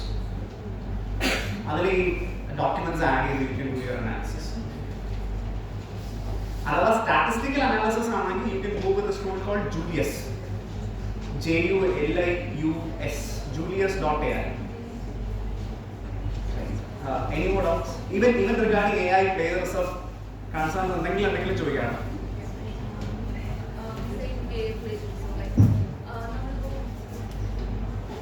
ഗ്രാമറിൽ പോലുള്ള AI tools യൂസ് ചെയ്യാറുണ്ട്. ഇപ്പോൾ നമ്മൾ സ്വന്തമായിട്ട് എഴുതിയ ഒരു പാരഗ്രാഫ് ആണെങ്കിൽ ഇപ്പോൾ എന്തൊരു മിസ്റ്റേക്കിന് പോലും നമ്മൾ ചിലപ്പോൾ ഗ്രാമറിൽ ചിലപ്പോൾ ഓൾമോസ്റ്റ് എല്ലാവരും യൂസ് ചെയ്യാറുണ്ട്. അപ്പോൾ അവിടെ നമ്മുടേതായ ആ ഒരു നമ്മൾ സ്വയം ക്രിയേറ്റ് ചെയ്ത ആ പാരഗ്രാഫ് അവിടെ നമുക്ക് ആ ഒരു ഡേറ്റ് അവിടെ AI യൂസ് ചെയ്ത് മിസ്യൂസ് ആവുന്നുണ്ട്. Look at the privacy policies clearly. For example, അതിനൊരു വഴി പറഞ്ഞുതരാം. ഗ്രാമറിലേക്ക് അതിൽ കുറച്ചും കൂടി സ്റ്റെപ്പ് അപ്പ് ചെയ്ത് യൂസ് ചെയ്യാൻ പറ്റുന്ന ഒരു സാധനമുണ്ട്, Trinka.ai. Trinka യൂസ് ചെയ്തിട്ടുണ്ടോ ആരെങ്കിലൊക്കെ?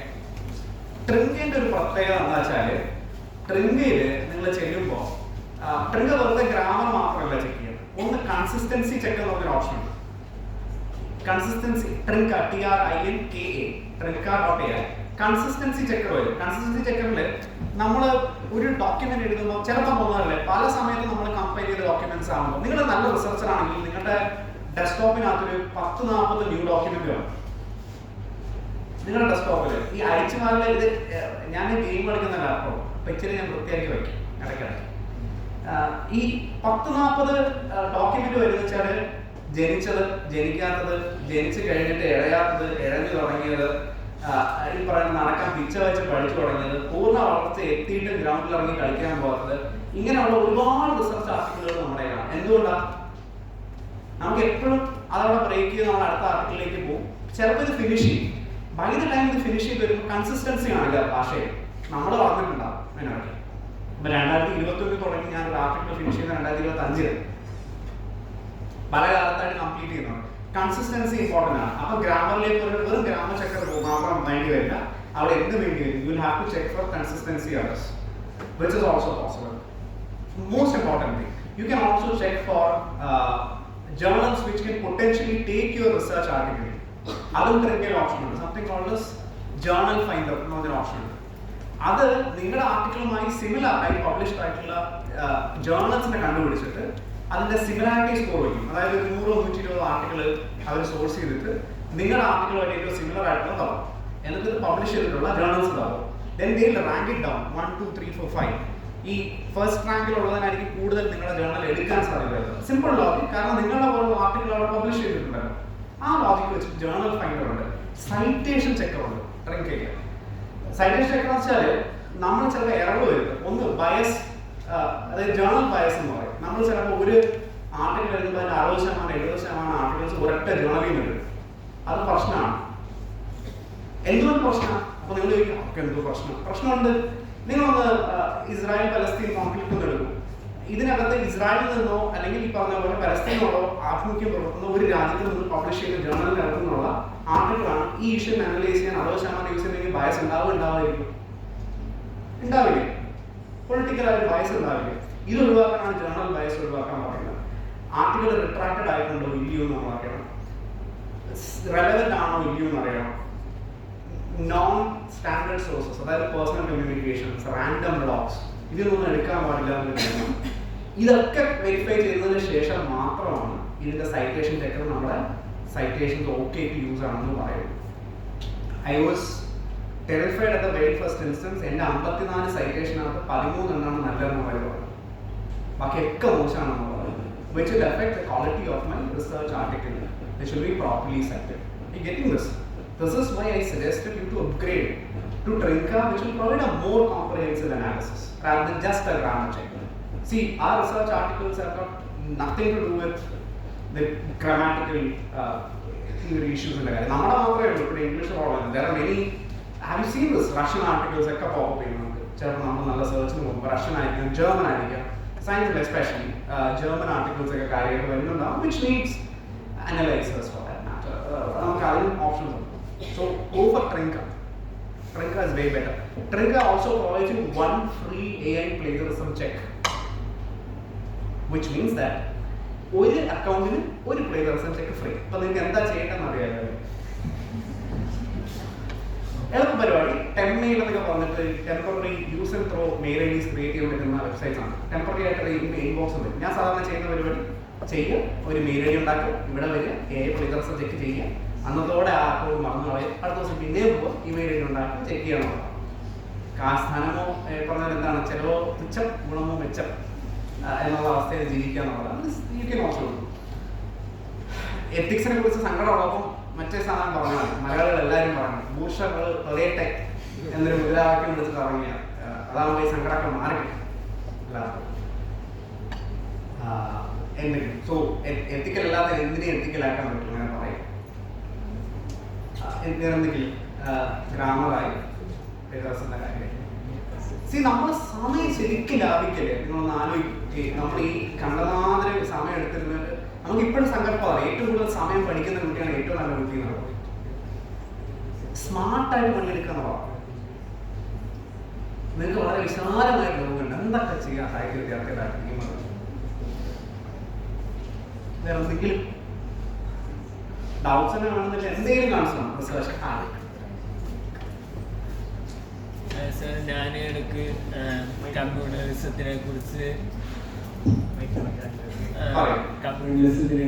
ഒരു അസൈൻമെന്റ് ചെയ്യണ്ടായിരുന്നു. അപ്പൊ ഞാൻ പറഞ്ഞിട്ടാണ് ചെയ്തത്. അപ്പൊ ഞാൻ ChatGPT യൂസ് ചെയ്തു. അപ്പോൾ കമ്മ്യൂണലിസം എന്ന് പറഞ്ഞിട്ട് വന്നപ്പോൾ അതിൽ കമ്മ്യൂണൽ ആയിട്ട് വന്നതിൽ എന്നെ ഞെട്ടിച്ചൊരു കാര്യമാണ് ഈ മലബാർ റിബല്ലിയൻ. അപ്പൊ ഇതിനേക്കാളും നല്ല ഒരു ഹിസ്റ്ററി പ്ലാറ്റ്ഫോം ഉണ്ടാവും, പ്ലാറ്റ്ഫോം ഫോർ ഹിസ്റ്റോറിക്കൽ ഫാക്ട്സ് ചെയ്യാനായിട്ട്.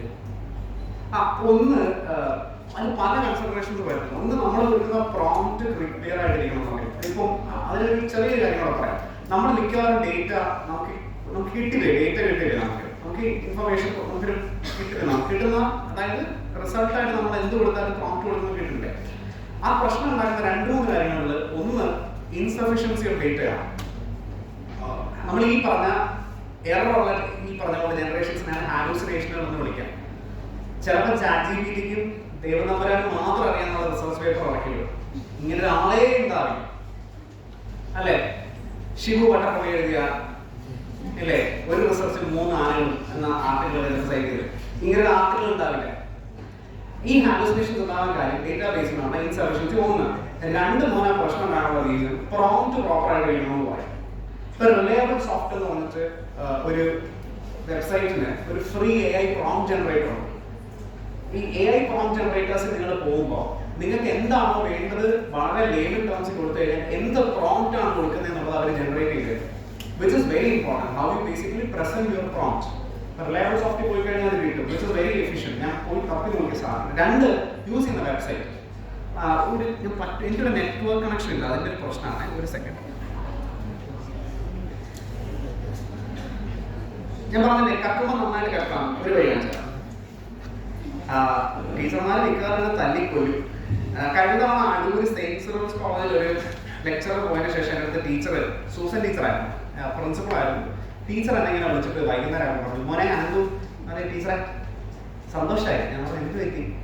പിള്ളേരാരും പ്രോജക്റ്റ് ഒന്നും വയ്ക്കുന്നുണ്ടായിരുന്നില്ല, നീ 4 മണിക്ക് പോയില്ലേ, 9 മണിക്ക് എൻ്റെ 5 പിള്ളേരെ കൊണ്ട് വെച്ചിട്ട് വരുമ്പോൾ and അത്തരത്തിലുള്ള കടുന്നേക്കൊന്നും നിൽക്കരുത്.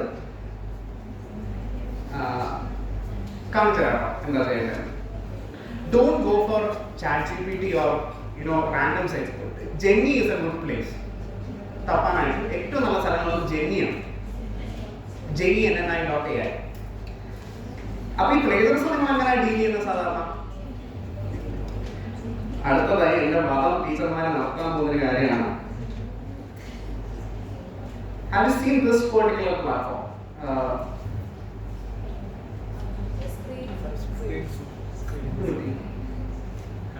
നല്ല മനോഹരമായ പേരുണ്ട്. എന്ത് പറ്റിയത്? മേ ബി ഒരു സെക്കൻഡ്.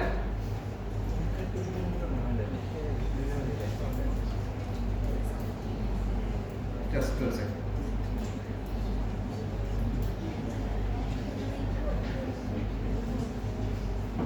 ടെക്നിക്കൽ അസിസ്റ്റൻസിന് ആരെങ്കിലും ഉണ്ടാവും?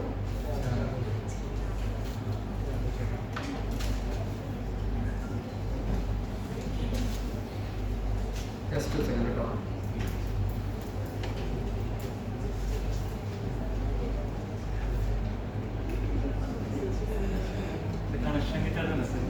ഞാൻ സ്ക്രീൻ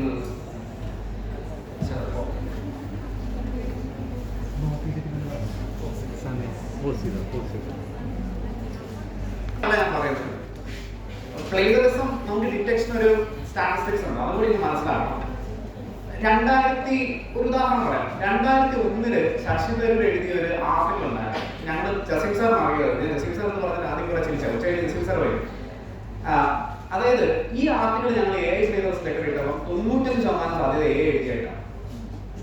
2 സാധ്യതയാണുള്ളത്. ഒന്ന് സിസ്റ്റത്തിൽ പ്രശ്നമുണ്ട്, അല്ലെങ്കിൽ ശശി തരൂർ ടൈം ട്രാവലർ. പുള്ളി 2001 2020 വന്നതിന് ശേഷം ChatGPT സാധനം കേട്ടി തിരിച്ചു പോയി പബ്ലിഷ് ചെയ്ത് നോക്കണം. അതിന് കാരണം 8% എറർ പറയുന്നത്. 8% എറർ അവരെന്ന് പറയുന്നത് ഈ പ്ലേജറിസം ചെക്കേഴ്സിനകത്ത് എറർ പറയുന്നത്, ഇൻക്ലൂഡിംഗ് ടേണിറ്റ്, വിച്ച് ഇസ് എഫക്റ്റീവ്ലി ഒരു 20% വരെ പോകും. റൈറ്റ്. ഇതിരിക്കെ ഈ പ്ലേജറിസത്തിനെ നമ്മൾ ബൈപ്പാസ് ചെയ്യാൻ ചെയ്യുന്ന പരിപാടി എന്താ വെച്ചാൽ we usually go by something called as humanizers. ഹ്യൂമനൈസേഴ്സിന് ചെയ്യാന്ന് വെച്ചാൽ AI പ്ലേജറിസം ഉള്ളൊരു കണ്ടന്റിനെ ഹ്യൂമൻ കണ്ടന്റ് ആയിട്ട് കൺവേർട്ട് ചെയ്യും. മനസ്സിലാവുന്നുണ്ടോ? കംപ്ലീറ്റ്ലി ഹ്യൂമൻ കണ്ടന്റ് ആയിട്ട് നമ്മൾ എന്ത് ചെയ്യും? കൺവേർട്ട് ചെയ്യുന്നത്. അപ്പോൾ അങ്ങനെ കൺവേർട്ട് ചെയ്യുന്നതിന് there are many applications, one of which is undetectable.ai. നമ്മളത് കാണിച്ചു തരാം. അപ്പോൾ എനിക്ക് സ്ക്രീൻ കേട്ടോ, display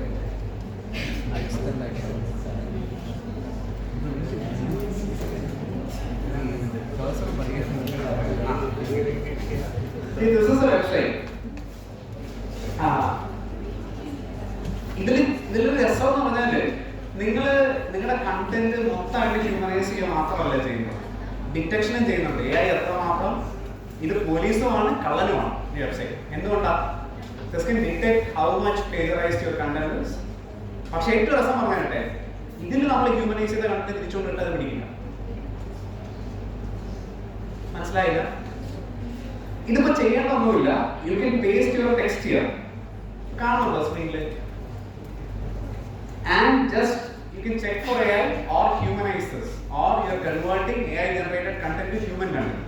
And if you check for the plagiarism again in the same website, it will show 0% AI. മനസ്സിലാവുന്നുണ്ടോ?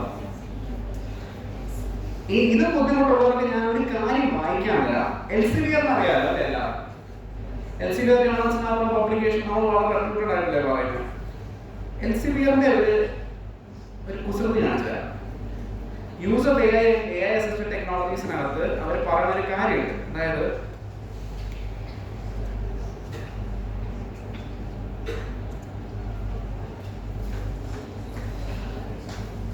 എന്തുമാത്രം അവസ്ഥയായി എന്നൊന്ന് ആലോചിക്കാനായിട്ടാണ്. ഇതൊന്ന് വായിക്കണേ, പറ്റില്ല.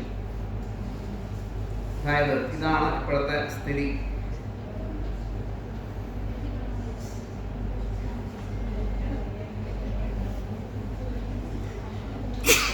Authors should not list generative AI and AI assisted technologies as an author or co-author. എന്നാണ് പറഞ്ഞത്. ദയവ് ചെയ്ത് AI-നെ co-author ആയി നിങ്ങൾ എഴുതരുതേ. അതായത് ഉപയോഗിച്ച് കഴിഞ്ഞാൽ എന്ത് ചെയ്യണം? ഇത് AI ഉപയോഗിച്ച് ചെയ്യുന്നതാണ് പറഞ്ഞാൽ മതി. അതിൽ കൂടുതൽ നിങ്ങൾ ഒന്നും ചെയ്യണമെന്നാണ് പറയുന്നത്. AI കണ്ടന്റ് പെർമിറ്റ് ചെയ്ത് തുടങ്ങി. I'll tell you what is the rationale. ഒരു റിസർച്ച് ആർട്ടിക്കിൾ എഴുതിയാൽ ഡാൻസ് മാസ്റ്റർ വിക്രമിൽ ഡാൻസ് പോലും ഇല്ല. ആദ്യം ഇച്ചിരി വിക്രമം വെച്ചോ പുകയോ വിക്രമാണ് നമ്മുടെ ശരിക്കുള്ള കണ്ടന്റ്. 30% ഉള്ള നമ്മുടെ ക്രിട്ടിക്കൽ കോൺട്രിബ്യൂഷൻ മാത്രമാണ് സിഗ്നിഫിക്കന്റ് ആയിട്ടുള്ളത്. മിച്ച പുക ഞാൻ പറഞ്ഞുതരാം. Literature review which will basically be a summary of what has happened before. ഈ പ്രൊമൈസിലാണ് നമ്മളിത് കെട്ടിപ്പൊക്കുന്നത്. ആദ്യത്തെ പുക നമ്മൾ എന്താണ് ചെയ്യാൻ പോകും? ഇൻട്രൊഡക്ഷൻ. ഇതേ സാധനം ഈ ദോശ തിരിച്ചിട്ട കൺക്ലൂഷനാണ്. നമ്മൾ ഇതാണ് ചെയ്തത്. ഇത് എങ്ങനെയാണ് ചെയ്യാൻ പോകുന്നത്? മെത്തഡോളജി അല്ലേ? ഇനി ആദ്യം പറഞ്ഞ എന്താണ് ചെയ്യാൻ പോകുന്നതെന്ന് ഇൻട്രൊഡക്ഷനെ പോയിന്റ് ആക്കി മാറ്റിയിട്ട് എയിംസ് ആൻഡ് ഒബ്ജക്റ്റീവ്സ് അല്ലേ? അവസാനം ഇതിന്റെ ഈ പറഞ്ഞ പോലെ പലതരത്തിലുള്ള ലിസ്റ്റ് മാതിരി നമ്മൾ പിന്നെ എന്ത് ചെയ്യും? ഒരു പേജുള്ള ആർട്ടിക്കിളിലും 30 പേജുള്ള സൈറ്റേഷന്റെ ലിസ്റ്റ് നമ്മൾ അല്ലേ? ഇതെല്ലാം ഒഴിവാക്കാനായിട്ടാണ് എക്സിൽ ഒരു പുതിയ പോളിസി കൊണ്ടുവന്നിട്ടുള്ളത്. ലിറ്ററേച്ചർ റിവ്യൂ ഒക്കെ അത്യാവശ്യം AI കണ്ടന്റ് യൂസ് ചെയ്താൽ തെറ്റില്ല. വൈ ബിക്കോസ് ഇതുമാതിരിയുള്ള വെബ്സൈറ്റ്സ് നമ്മുടെ കയ്യിലുണ്ട് എന്നാണ്. കൺസെൻസസ് യൂസ് ചെയ്യുന്നുണ്ടോ നമ്മളൊക്കെ?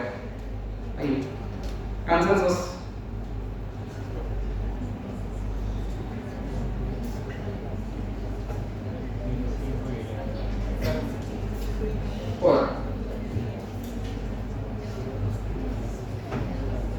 കൺസെൻസസ്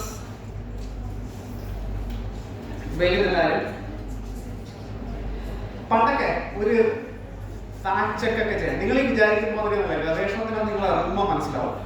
നമ്മളൊക്കെ സിനിമയെ മാത്രമാണ് ലൈബ്രറിക്കായിട്ട് എല്ലാവരും നിലവിളിച്ചോണ്ടിറങ്ങി പോകുന്നത്.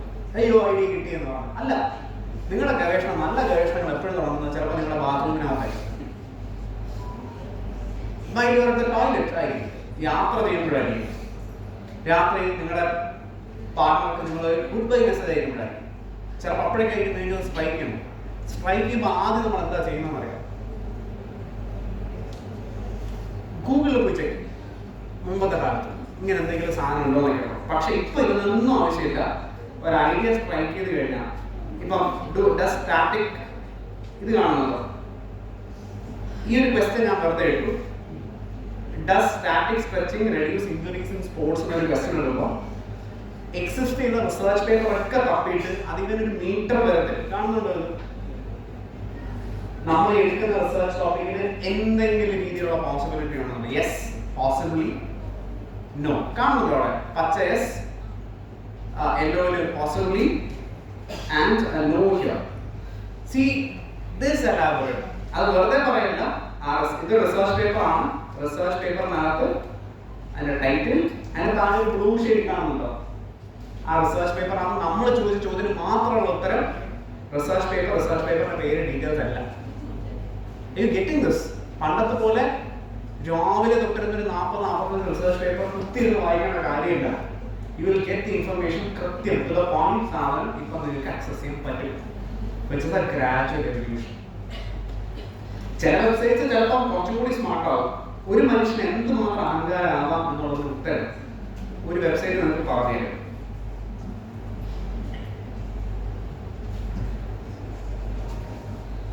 നിങ്ങൾ റിസർച്ച് ചെയ്യാൻ ഉദ്ദേശിക്കുന്ന ഏരിയ ഉണ്ടാവുക. ഇതെങ്ങനെയാണ് നിങ്ങൾ അറിയുന്നത് ഇപ്പം ചെയ്താൽ ഉപകാരം ഉണ്ടോ ഇല്ലയോ? How do identify this? അടുത്ത കുറച്ച് കൊല്ലം കഴിയുന്നതിന് എന്തെങ്കിലും ഗുണമുണ്ടോ എന്ന് എങ്ങനെ അറിയാം? അതിനാണ് ഈ അഹങ്കാരി നമുക്ക് കൂട്ടിന് കിട്ടുന്നത്. റിസർച്ച് ഡെവലപ്മെന്റ് അത് എന്ത് ട്രെൻഡ് അനലൈസ് ചെയ്യാനുള്ള ബെസ്റ്റ് വെബ്സൈറ്റ് ആയിട്ട് കൂട്ടുന്നത് ഈ ചേട്ടനെയാണ്. ചേട്ടൻ്റെ പേര് സിനാപ്സ്. സിനാപ്സിന് ഒരു പ്രത്യേകത ഉണ്ട്. കുറച്ച് പൂർണ്ണ സമയം എടുത്തില്ല. സിനാപ്സിന്റെ തലവാചകം എന്താണെന്ന് അറിയാമോ? ഇത്ര അഹങ്കാരം ആർക്കെങ്കിലാവോ? We are better than Google scholar, we mean it. ആ ഒരൊറ്റ വാക്കി നിർത്തിയാൽ മതിയായിരുന്നു. We are better than Google scholar എന്ന് പറഞ്ഞാൽ മതിയായിരുന്നു. പക്ഷെ കുറച്ച് പറയണുള്ളത് ഇത് എങ്ങനെയാണെന്ന് വെച്ചാൽ, നിങ്ങൾക്ക് ഒരു ഏരിയ ഉണ്ട്. ഉദാഹരണത്തിന് സൈക്കോ അനാലിസിസ് എന്നൊരു ഏരിയയിലാണ് റിസർച്ച് തുടങ്ങാനുള്ള കുട്ടികളായിരിക്കല്ലേ കൂടുതലുള്ളതിനകത്ത്. നിങ്ങൾ ആ ഗവേഷണം തുടങ്ങുകയാണെങ്കിൽ ഒരു ഏരിയ, ഞാനിപ്പം വെറുതെ റിസർച്ചിൽ ഏറ്റവും ട്രെൻഡിങ് ആയിട്ടുള്ള പേപ്പേഴ്സ് വെറുതെ ഏരിയ അടിച്ചപ്പോൾ തന്നെ ട്രെൻഡിങ് ആയിട്ടുള്ള പേപ്പേഴ്സ് എടുക്കുന്നു. പക്ഷെ ഇതല്ല ഏറ്റവും പ്രത്യേകത.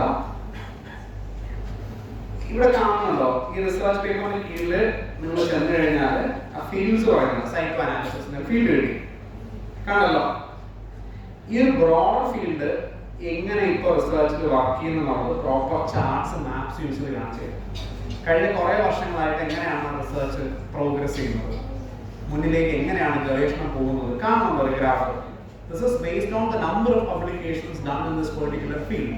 ഇത് മാത്രമല്ല, വെറുതെ സൈക്കോ അനാലിസിസിന് മാത്രമല്ല, നിങ്ങൾ തുടങ്ങാനിരിക്കുന്ന ആളാണെങ്കിൽ ഇതിന്റെ സബ് ഫീൽഡുകൾ കാണാൻ പറ്റും. പിന്നെ ഇവിടെ കാണുന്നുണ്ടോ പേഴ്സണാലിറ്റി, കൺഫ്യൂഷൻ, റൊമാൻസ്.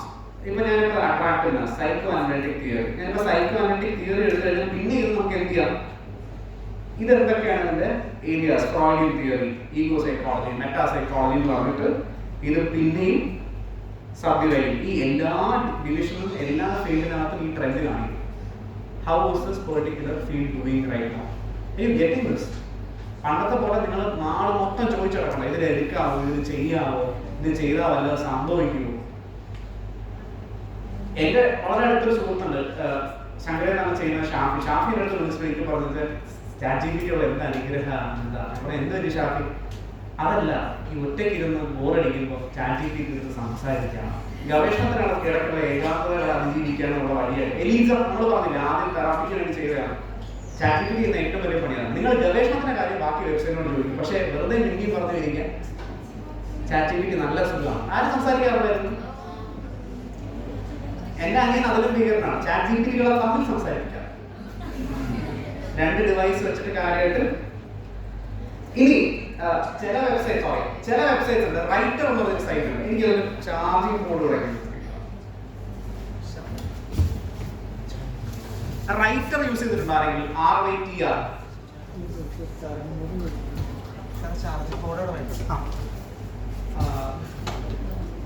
അല്ല, ചാർജിങ് ബോർഡ് വേണ്ട, എനിക്ക് പോയിന്റ് ഉണ്ടോ? പോയിന്റ് ഇവിടെ ഉണ്ടാവും, അവിടെ വെച്ചാൽ മതി, കുഴപ്പമില്ല. ഇവിടെ പോയിന്റ് ഉണ്ടാവും.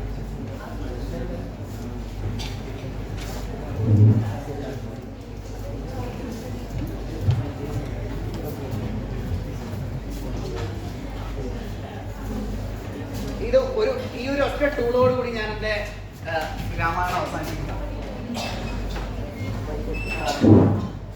ഇത് ബോറടിക്കുന്നതെന്ന് അറിയാം, അതുകൊണ്ടാണ്.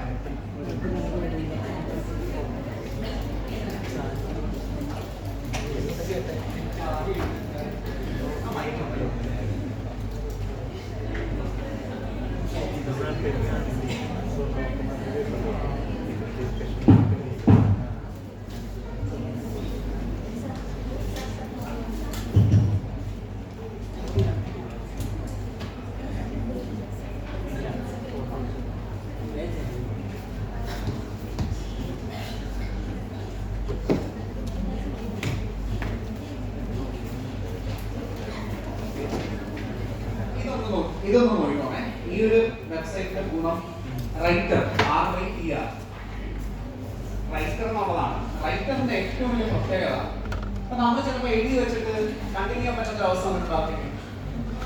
ഗവേഷണത്തിൽ ഇറങ്ങുമ്പോൾ ഉണ്ടാവുന്ന ഒരു പ്രധാന പ്രശ്നമാണ്, ചിലപ്പോൾ തുടരും കണ്ടിന്യൂ പറ്റില്ല, സ്റ്റക്കായി പോകും. ഒരു പ്രത്യേക വെള്ളിയാഴ്ച ആവുമ്പോഴേക്കും നമുക്കിത് നിന്നുപോകും. രാവിലെ എഴുതാൻ പറ്റില്ല, അവസാനം ഒരു സിനിമ കണ്ടിട്ട് എഴുതാന്ന് പറയും. ആഴ്ചയുടെ സിനിമ കാണും, ആ മാസത്തെ സിനിമ മൊത്തം കാണും, പക്ഷെ ആർട്ടിക്കിൾ അങ്ങനെ. ഈ റൈറ്റേഴ്സ് ബ്ലോക്ക് ഉണ്ടാകാതിരിക്കാനുള്ള വഴിയാണ് റൈറ്റർ. ഇത് റൈറ്റിംഗ് അസിസ്റ്റന്റ് ആയിട്ടാണ് ഉപയോഗിച്ചെങ്കിൽ എന്റെ പെങ്ങളുടെ കുട്ടി ഇത് ഉപയോഗിച്ചത് പ്രത്യേക രീതിയിലാണ്. ഈ MA വാങ്ങണമെന്ന അവസ്ഥ കഴിഞ്ഞാൽ പിന്നെ ഉള്ളത് PhD വാങ്ങണമെന്നുള്ള അവസ്ഥയാണ്. കാരണം അധികം നാട്ടുകാരൊക്കെ നമുക്ക് ഒന്നില്ലാണ്ടിരിക്കുക, വെറുതെ ഇരിക്കുക. ആ ഒരു അവസ്ഥയിൽ ആ പെങ്ങളുടെ കുട്ടി ചോദിച്ചത് അവിടെ 2 തവണ പൊക്കി ടീച്ചർ ChatGPT ഉപയോഗിച്ച് അസൈൻമെന്റ് എഴുതിയാണ്, പെർഫെക്റ്റ് ഭാഷ. അങ്ങനെ എന്റെ പെങ്ങളെ നോക്ക് വേണ്ടി കണ്ടുപിടിച്ചായിരുന്ന സാധനം എന്താണെന്ന് അറിയാം. നിങ്ങൾ യൂസ് ചെയ്യുന്ന അതേ ലാംഗ്വേജിൽ ഇത് കണ്ടിന്യൂ ചെയ്യുന്നു. അവിടെ 2 സെന്റൻസ് എഴുതും, അതിനുശേഷം മൊത്തം സിമുലേറ്റ് ചെയ്യും. ഇപ്പൊ അതിനും ഭീകരിയായി ChatGPT ചെന്നിട്ട് create article like A 6th standard girl with 2 mistakes each in every sentence following the same sentence structure of the prompt കൊടുത്ത് അവിടെ ഒരു സെന്റൻസ് ഉണ്ട്, ബാക്കി അതുപോലെ എഴുതി കൊടുക്കും. ഇത് എഴുതിക്കൊണ്ട് അവിടെ കൊടുക്കും. ഇവരാണ് നിങ്ങളുടെ ക്ലാസ് റൂമുകളിലേക്ക് അടുത്ത 5-6 കൊല്ലത്തിലേക്ക് വരാൻ പോകുന്നത്. റൈറ്റർ ഇതിപ്പോ നിങ്ങൾ ഒരു 3 സെന്റൻസ് അല്ലേ കണ്ടുള്ളൂ. ഇതിൽ റൈറ്റിംഗ് 53 വേർഡാണ് കാണുന്നുണ്ടോ അവിടെ അല്ലേ? ഇതിപ്പോ ഞാൻ എടുത്തിട്ട് കണ്ടിന്യൂ റൈറ്റിംഗ് കൊടുത്തു. സെയിം സ്ട്രക്ചർ ഫോളോ ചെയ്യുകൊണ്ട് ഇപ്പൊ ഒരു സംഭവം കാണും.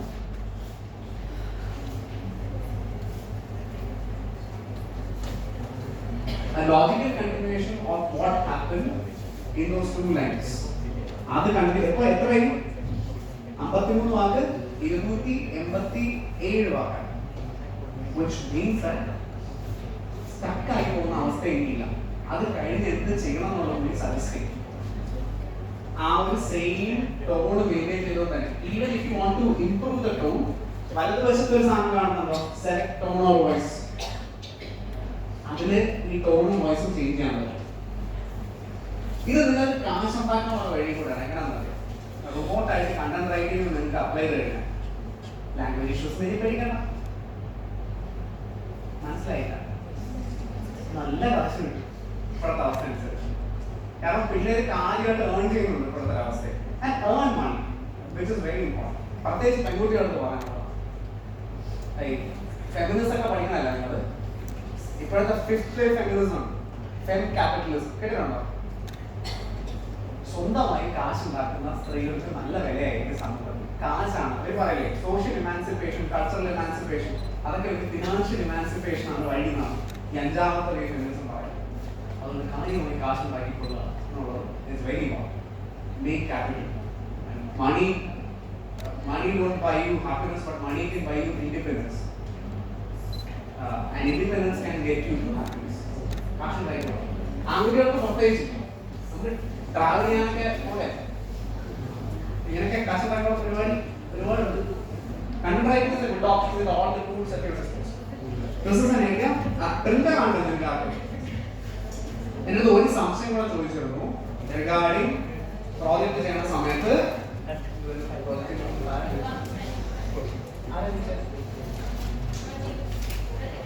പ്രോജക്ട് ചെയ്യുന്ന സമയത്ത് സൈറ്റേഷൻ എങ്ങനെയായിരിക്കും മെയിൻറ്റെയിൻ ചെയ്യാൻ പ്രശ്നം ഉണ്ടോ നോക്കുക. 2-3 വഴിയുണ്ട്.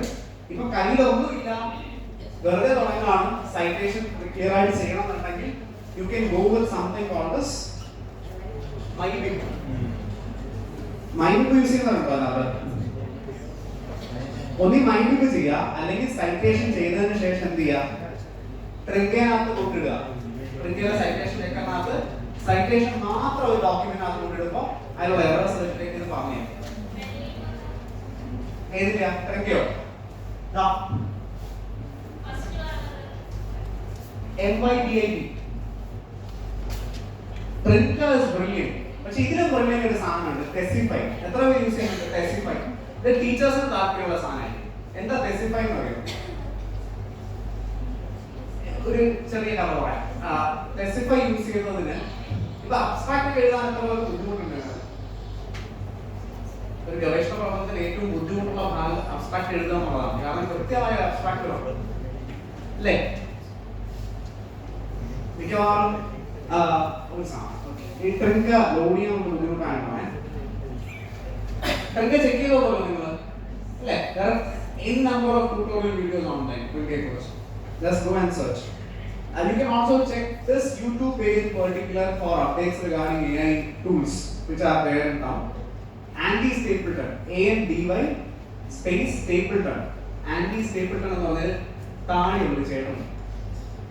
പുള്ളിയുടെ YouTube channel is incredibly helpful regarding AI. I mean research beginner ആണെങ്കിൽ AI tools beginners ആണെങ്കിൽ this will help you really good. ഇത് കാണുന്നുണ്ടോ? സൈറ്റേഷൻ ചെക്കർ പ്ലേജറിസം ചെക്കർ ഇവിടെ കാണുന്നുണ്ടോ? ഇവിടെ സൈറ്റേഷൻ ചെക്കർ വർക്ക് ചെയ്യുന്ന രീതി is something like this. Load ആയ പോലെ ഞാൻ മാറും. ഇതിനകത്ത് നമുക്ക് ഇവിടെ തന്നെ അപ്ലോഡ് ചെയ്തിട്ട് നിങ്ങളുടെ ഒരു പെർട്ടിക്കുലർ ഫയൽ ഡോക്യുമെന്റ് ഉണ്ട്, അതിനകത്ത് സൈറ്റേഷൻ ഉണ്ട്. ജസ്റ്റ് അപ്ലോഡ് ചെയ്ത സൈറ്റേഷൻ എറേഴ്സ് ഉണ്ടെങ്കിൽ അത് കണ്ടുപിടിച്ച് തരും. പക്ഷെ ഇതിന്റെ ഭീകര ഒരു സാധനമാണ് Thesify. Thesify works in an entirely different dimension. ഇത് കാണുന്നുണ്ടോ? ഡെമോ ഫയൽ കാണിച്ചത് ഈ സാമ്പിൾ സൈറ്റേഷൻ ഇതിപ്പോ അത് കാണിക്കുന്നുണ്ടോ? റിഫ്രാക്റ്റഡ് ആർട്ടിക്കിൾസ് എത്രയാണ്, പബ്ലിഷ് ലോങ് എന്തൊക്കെയാണ്, നോൺ സ്റ്റാൻഡേർഡ് സൈറ്റേഷൻ ഏതാണ്, അൺവെരിഫൈഡ് ഏതാണ്. ഈ അൺവെരിഫൈഡ് അല്ലെങ്കിൽ നോൺ സ്റ്റാൻഡേർഡ് എന്ന് കാണിക്കുന്ന മിക്കവാറും സൈറ്റേഷൻ എററുകളാണ്. പ്രോപ്പറായിട്ട് സൈറ്റ് ചെയ്തിട്ടുണ്ടാവില്ല, അതിനുള്ളത് കാണിക്കും. ഇതൊന്നും അല്ല, നമുക്ക് പണിയേ ചെയ്യാൻ വയ്യ. എല്ലാം കൂടെ ആരെങ്കിലും ചെയ്തു തന്നിരുന്നെങ്കിൽ എന്തൊരു സന്തോഷമായിരുന്നു എന്ന് ആലോചിക്കണം. ടീച്ചർമാർക്കും പണി പറഞ്ഞു കിട്ടും. അത് ചെയ്യാനാണെന്ന് എനിക്ക് താല്പര്യം. Go to place called Specify, which I can show you right away.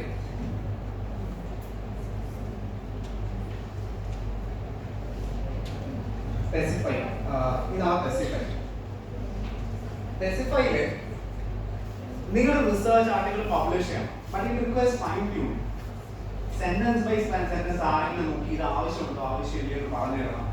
ഇതിനകത്ത് എവിഡൻസ് പ്രോപ്പറായിട്ട് നമ്മൾ മുന്നിലേക്ക് വയ്ക്കുന്നുണ്ടോ എന്ന് അറിയണം.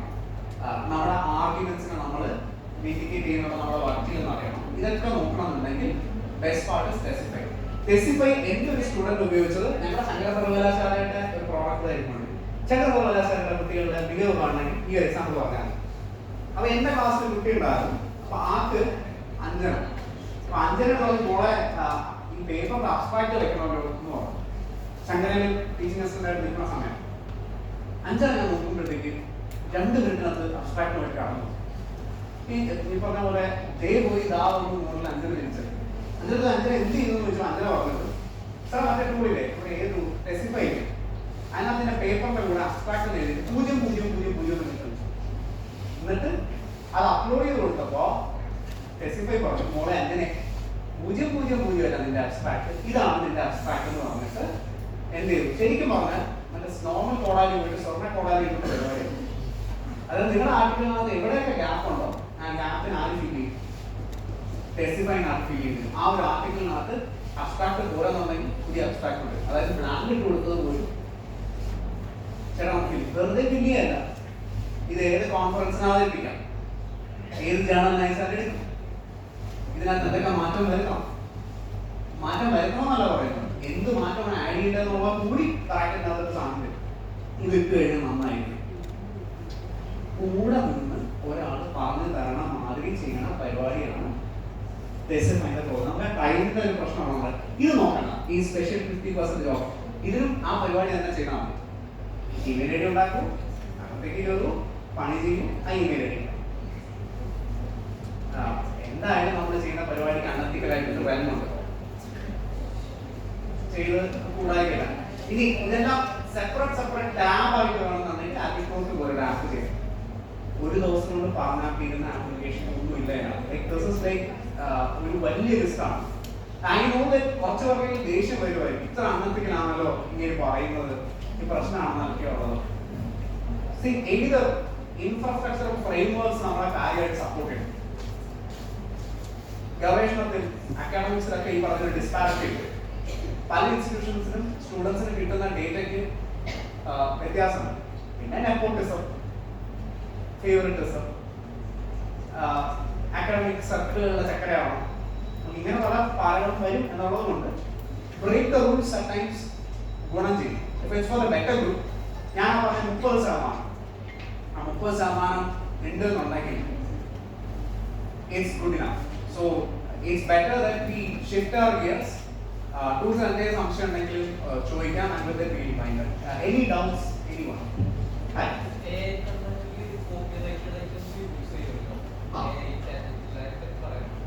The thing is, അതിനും ഹ്യൂമനൈസേഴ്സ് really help ചെയ്യുന്നുണ്ട് കാര്യമായിട്ട്. ഡേറ്റയുടെ സോഴ്സ് കൃത്യമായിട്ട് വെരിഫൈ ചെയ്യാനായിട്ട് you can do one more thing. GPT use ചെയ്യാതെ കോഗ്നോസിസ് എന്ന് പറഞ്ഞൊരു ടൂൾ ഉണ്ട്. COGNOSYS. Cognosis can help you with finding out. അത് ചെയ്യണമെന്ന് അറിയോ, സോഴ്സ് ആദ്യം പറഞ്ഞിട്ട് ഡേറ്റ അവർ സോഴ്സ് ചെയ്യും. Then tell you ഏത് URL ആണ് അത് ആക്സസ് ചെയ്യാൻ പോകുന്നത് ആദ്യമേ പറയും. എന്നിട്ട് ചോദിക്കും, ചേട്ടാ ഞാനത് ചെയ്തോട്ടെ എന്ന് പറയും. ആ ഒരു സമയത്ത് എന്ത് ചെയ്യാം, വേണമെങ്കിൽ ആ സോഴ്സ് നമുക്ക് അത്ര സുഖമായിട്ട് തോന്നുന്നില്ലെങ്കിൽ ആ സോഴ്സിന് എന്ത് ചെയ്യാം, ഈ ഡേറ്റാ സെറ്റിൽ റിമൂവ് ചെയ്ത് ചെയ്യാം. I getting this. മറ്റൊരു ആക്സസ് ചെയ്തതിന് ശേഷമല്ലേ പറയാം.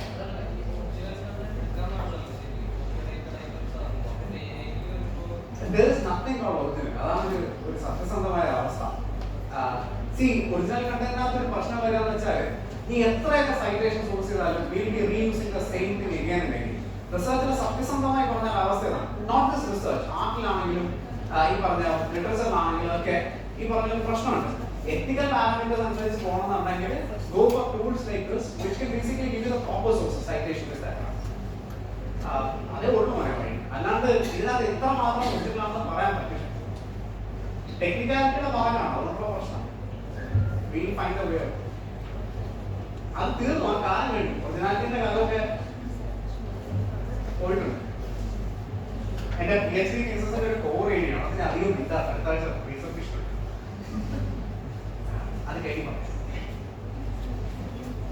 ഈ ക്ലാസ്സിൽ കയറാത്ത റാങ്ക് നേടാത്ത പുസ്തകത്തിനോടൊപ്പം ഇതും കൂടെ അടിച്ചിട്ടാണ്. അടുത്ത എന്തെങ്കിലും ഇല്ലേണ്ടോ?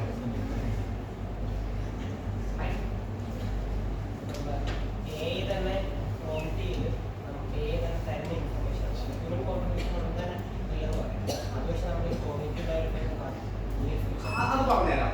Very simple. This is also one of the key areas that I explored with PhD. See, എല്ലാ കാലത്തും ഈ പറഞ്ഞ അഡീഷൻസ് വരുന്നുണ്ട്. ഉദാഹരണത്തിന് നമ്മൾ പണ്ട് ഞാൻ പറയലേ, പണ്ട് കാട് വെട്ടിത്തെളിച്ചു പോയ മനുഷ്യനാണ് മഹാനായ മനുഷ്യൻ, അങ്ങനെ പോലെ എക്സ്പ്ലോർ വേറെ ആരും ഇല്ലാന്ന് പറയാം. അന്ന് അങ്ങനെ കഴിയുന്ന അതേ വഴിയല്ല തിയേറ്റേഴ്സ്. ഒന്ന് സോഫിസ്റ്റിക്കേറ്റഡ് ആയി, ഇതൊരു മാറ്റം മാത്രമേ. ഈ പറഞ്ഞ മനുഷ്യന്റെ ബുദ്ധി വർദ്ധിക്കുക എന്നുള്ള ചോദ്യത്തിന് ലളിതമായി ഉത്തരവെന്ന് വെച്ചാൽ എല്ലാ കാലത്തും മീനിങ് അല്ലെങ്കിൽ കണ്ടന്റ് ക്രിയേറ്റ് ചെയ്യുന്ന രീതികൾക്ക് മാറ്റം വന്നു. ഇപ്പൊ വരുന്ന രീതി എന്ന് വെച്ചാൽ ഒരു അസിസ്റ്റൻസ് ഒരല്പം കൂടി ബാക്കിൽ ഒരു തള്ളൽ കൂടെ കിട്ടും.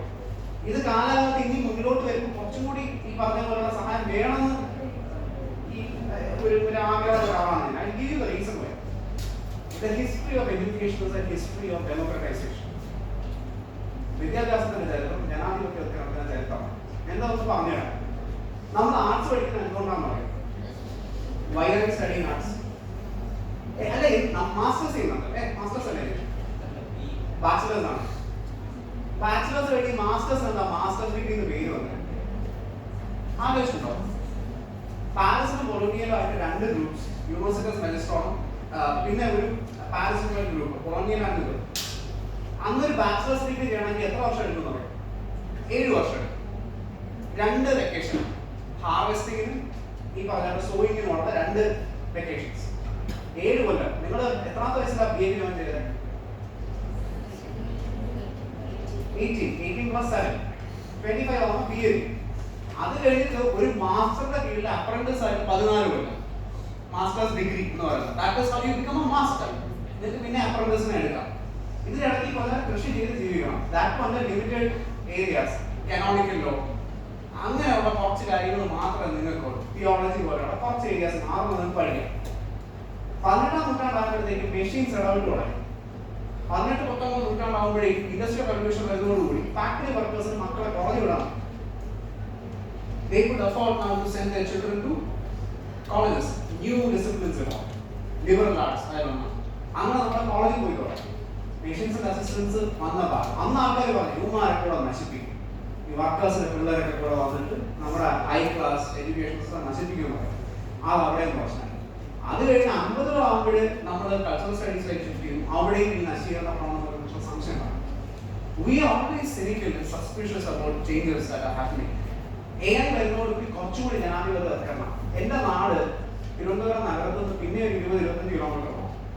അവിടെ എന്തും ഒരു ലൈബ്രറി ഇല്ല. എനിക്ക് ആക്സസ് ചെയ്യണമെങ്കിൽ ഈ 18 കിലോമീറ്റർ 19 കിലോമീറ്റർ പോയാൽ മാത്രമേ എനിക്ക് ഡേറ്റ എന്തെങ്കിലും എനിക്ക് പറഞ്ഞാൽ ഇൻഫർമേഷൻ ആക്സസ് ചെയ്യാൻ പറ്റും. ഇപ്പം അങ്ങനെ എൻ്റെ വീട്ടിൽ നിന്ന് എനിക്ക് ചെയ്യാം. നല്ലതാണോ മോശമാണോ?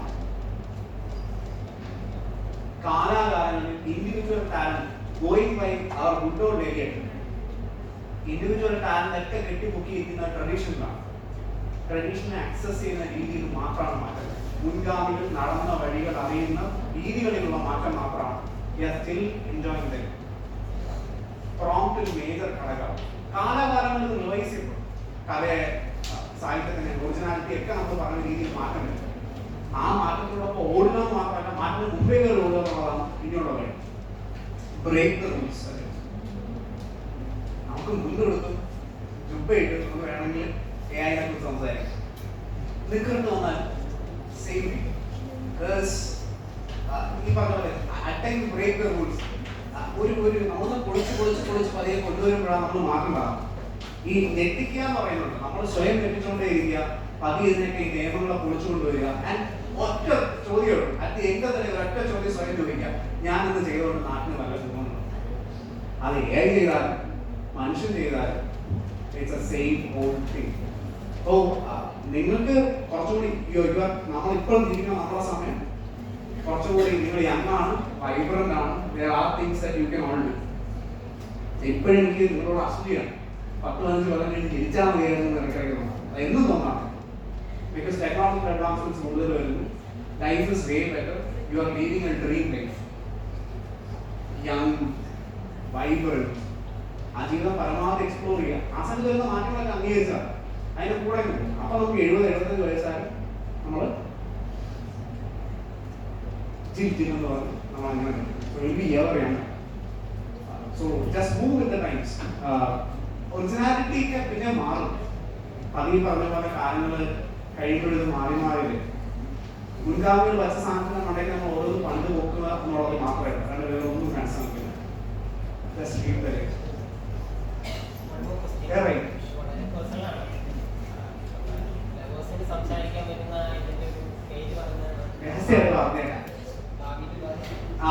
ഉണ്ടോ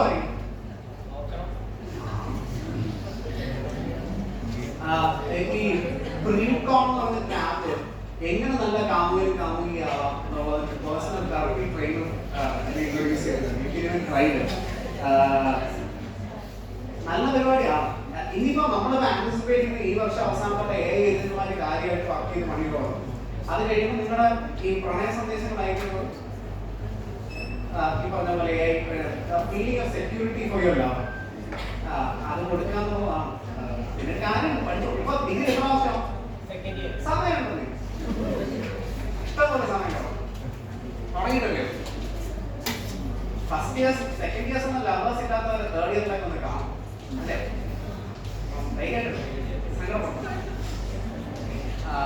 ബാക്കി എന്തെങ്കിലും താങ്ക് യു. നമ്മുടെ യൂണിവേഴ്സിറ്റി എം ജി അല്ലേ? ലോകത്ത് മാറ്റമില്ലാത്ത 2 കാര്യങ്ങൾ. ഒന്ന് സൂര്യൻ കിഴക്കുതിക്കും, 2 സർവകലാശാല എക്സാമിന്റെ പാറ്റേൺ. ഒരു മാറ്റമില്ലേ? ക്യൂറിലെ സെയിം സാധനം തന്നിട്ട് കഴിഞ്ഞ നമുക്ക് ഇതില്ലേ ഡൗൺലോഡ് ചെയ്യില്ല. നമ്മുടെ യൂണിവേഴ്സിറ്റി വെബ്സൈറ്റിൽ ഡൗൺലോഡ് ഇല്ലേ ക്വസ്റ്റ്യൻ പേപ്പേഴ്സ് ഡൗൺലോഡ് ചെയ്യാൻ ക്യൂറെ കൊണ്ടിടുക. ഈ ആന്റിസിപ്പേറ്റഡ് ആയിട്ടുള്ള അടുത്ത വർഷത്തെ പാറ്റേൺ ഇട്ട് കൃത്യം ക്വസ്റ്റ്യൻ പേപ്പർ അടിച്ചു. അതായത് അടുത്ത വർഷം റെപ്ലിക്കേറ്റ് ചെയ്യാൻ സാധ്യതയുള്ള പാറ്റേൺ പറഞ്ഞു. അതായത് ഇനി അതുകൂടെ പറയാം. ഈ I tell you how. ഈ ഞാനത് മാനുവലി ചെയ്ത് വിജയിച്ച ഒരാളാണ്. ഈ MA ഞാൻ ചെയ്തു തുടങ്ങുന്ന സമയത്ത് എനിക്കൊരു കാര്യം മനസ്സിലായത്, എക്സാമിനേഷൻ എന്നത് 3 മണിക്കൂറിന്റെ ഒരു കലാരൂപം. അത് നിങ്ങളുടെ അറിവിനെയോ നിങ്ങളുടെ ജ്ഞാനത്തിന്റെ ആഴത്തെയോ ഒന്നും ചെയ്യുന്നില്ല. അതിന് ചെയ്യേണ്ട പരിപാടി ക്വസ്റ്റ്യൻ പേപ്പേഴ്സ് കഴിഞ്ഞ 20 കൊല്ലത്തെ ക്വസ്റ്റ്യൻ പേപ്പർ എടുക്കുക, മോസ്റ്റ് റിപ്പീറ്റഡ് ആയിട്ടുള്ള സാധനങ്ങൾ ട്രാക്ക് ചെയ്യും. സെക്ഷൻ ബൈ സെക്ഷൻ കിട്ടും. അത് 2 കാര്യങ്ങൾ കാണിച്ചു, എന്ത് പഠിക്കണം എന്ത് പഠിക്കണം.